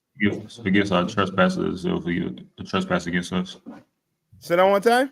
Forgive us of our trespass. Forgive us of our debts as we forgive our debtors. Yeah. It's a lot, sir. Just to compound the question a little bit. So, if I'm in the world, my name is Marcus, and someone did me wrong, but I come into this truth, I come into the school, do my time, become a new person. I'm supposed to. That person didn't offend, Kawal. They offended Marcus. I don't even know. You know what I'm saying? Like that. That's the mindset I kind of had to use too when even thinking about forgiveness and all that type of umbrella. Like you're a new person, a new creature. Old things are past. That's right. Work is past. So you're still in the world then, kind of. If you still care that this person is they live rent free in your head, you're not always in here. Yes, that's correct. That's as simple as you could put it. You know what I mean? And then, as I say, that is it in a broad way. But now, if you're getting specific, now you're gonna have a call. You understand? Maybe this situation, you may have to get counseling on it. You understand? But on broad side of it, if you forgive somebody, but you can't forget, then you ain't forgive. You understand? You're going to have to, that never happened. That's how you're going to have to look at it. You understand? All right?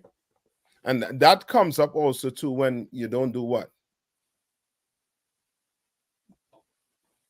It's like it. Come on. When you don't take heed to counsel and actually listen. Not so much take heed to counsel, just for time's sake, right? Somebody do something, right? You say, you know what? I forgive you. But you don't forget. Meaning what? You're still salty. You didn't agree with the person anyhow. So why not just take it to counsel and get it out of the way? Let's get to the root of it. All right? So like I Come said, on. is there a time in which things start to pile, like, okay, you stole my money one time, I forgive you. I forgot about it. But let's say you do it 3 more times. Am I wrong for saying, okay, there's a pattern here? You know, so like, what if I say, but you stole my money 2 weeks ago? And what if he says, well, brother, that should be forgotten about. That never happened. Am I wrong for remembering this pattern in order to like come up, you know, if that makes sense? Ain't nothing wrong. Then bring it to council. Right, kind of. Okay. Bring it to council. Some of you want to do your in your mind. I'm ordained to counsel myself. Bring it to the council. You don't let that money go out of one. Yeah, bring it to council. It's all fake. You're trying to figure shit out on your own. Bring join the council, man. So like, yeah, trying to have, you know what I mean, don't set up the school in a way where you don't have to, you know what I mean, think, you know what I mean, about it like that. You just follow 1 minute. You just follow what's in Matthew. Follow it. You go to he and they alone. As many as time you be offended. You can't get it dealt with, and you're gonna have to bring it to council. Something that is being done over and over again is a repetition. You're gonna have to bring it to council. So now we could come up with a judgment so that this never, you know what I mean, or what's the word I'm looking for? Like something be done about it so it doesn't reoccur. A solution to the matter, basically. All right, come on, Tabo one. Salagi, sir, if I could, along the topic, and I know, you know, Paul, I don't want to beat a dead horse, like, but this, I'm trying to understand or think about again. Now you were saying is what you're talking about is kind of the broad way. You know what I'm saying? So I understand that part, and that there are specifics in certain situations where it's like that needs to be dealt with through counsel and so on. But what I guess my question is, what about something where, like, let's say there's a brother in the school, right?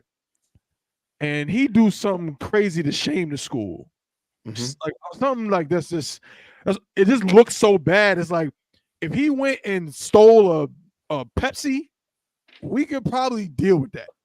But if he went and blew a rod or something like that, you know what I'm saying? And then we deal with him. What if right after he do that, he come back like, oh, I'm sorry. It's lucky. I'm good. Like, it never happened again. You know what I'm saying? Forgive me. Right? And so now he acted like I'm still one West. I'm still, you know what I mean? But I would imagine you and my Adawanian would be like, you got to get up out of here. And now he on the Facebook or on the internet, like, yeah, I.S.U.P.K. They talking about they didn't forgive me. They didn't forgive me. I went back to them brothers and said that I was wrong. I apologize. And they didn't forgive me. So like, how will we deal with like that? And we forgive him, Mark. But he just can't be in here. Salaki. He's forgiven. Go. He is forgiven. If he wants water or food, he knows what to do. You know what I mean? He gonna get water and food, but he can't be in here. You understand? There's certain things, you know what I mean? Like, you know what I mean, for example, you know what I mean, adultery. That's a done deal. It's done. It's over. You understand? No, there's certain, you know what I mean, certain things that could be put in place, but that's you done. You could take, you know what I mean, you could sign in. Nobody ain't stopping you from signing the class online. You can sign in right now. You could be on YouTube watching class. But to be a member in this organization, no, there's certain things you better watch what the hell you're doing. I understand, sir. You understand what I'm saying? There's a responsibility each and every one of us have in here to uphold this truth that Commander YAHANNA work hard for, and these generals. You understand? And these officers, these captains, you understand? Work very hard to keep up the integrity and the morality of this school. You understand? And I'll be damned if some Christian, you understand, want to, you know what I mean, suck on whatever, you know what I mean, and say, you know what I mean, you'll do that out there. He's done. We forgive your brother. We forgive your sister. You understand? Just because of time, right? Sister Najee, I'm gonna get back just to answer the short end of it is yes, you should take precautions. All right. We don't tolerate any type of abuse in this school. We don't have, you know what I mean, likewise, you know what I mean, for brothers and sisters out there in the world. You shouldn't tolerate it also too. You understand? You mean you come in here, you definitely gonna learn how to deal with it. But you know what I mean, on a whole, take precautions. You understand? And if it's something specific, you give the camp leader a call. All right. What do with that situation? Any more questions? If not, I'm gonna pass the class over to priest and officer. Who is this? The Rash? The Rash Amat, sir. The Rash Amat. All right. Men of Israel, Majum.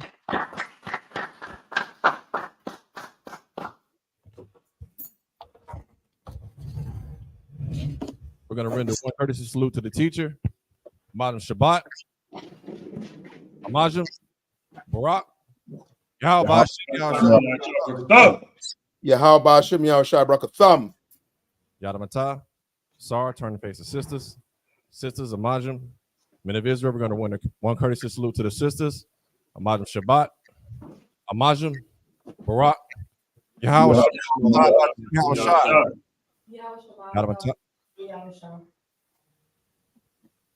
Yadamatah, Sister Yashab means to be seated. I.S.U.P.K security announcements. We are the I.S.U.P.K, sought out of the 1 West, 125th Street, Harlem, New York. Step back a little bit, the Rash. Step back a little. Yeah, good, right there. That's good. Mm-hmm. We are the I.S.U.P.K, sought out of the 1 West, 125th Street, Harlem, New York. Rule for new brother and sister. When a new brother or sister comes to the school, they are off limits for 6 months. They are to be saluted only. They are here to shed themselves of the world. If they need transportation, the teacher will arrange it. After 6 months, if a brother or sister has an interest in a particular person, he or she must get permission from the head to speak to a brother or sister. There is another 6 months in which the brother and sister will court each other. After this 6-month period, the brother and sister will get permission from the head to marry. Tithes, which is a commandment. Numbers chapter 18, verse 21. Malachi chapter 3, verses 8 through 10. Means 10th in the Hebrew, ma'ashara. 10% of every penny of any increase the Lord gives you, give to the treasury department or teacher. Priest fund, free will offering for priests, not mandatory, whatsoever amount you would like. Upcoming holy convocations. We have the memorial blowing of trumpets, the first day of the 7th month, Wednesday, October the 2nd of this year. The book of Leviticus, chapter 23, verses 24 through 25. We have the West Coast Cookout. Dates are September the 26th through the 29th, and also the Texas Cookout, which is November the 20th, November the 30th through December the 3rd. If anyone wants to be a trooper in the school, start wearing all black, boots, shirt, pants, headband, and scarf. And with that, class dismissed.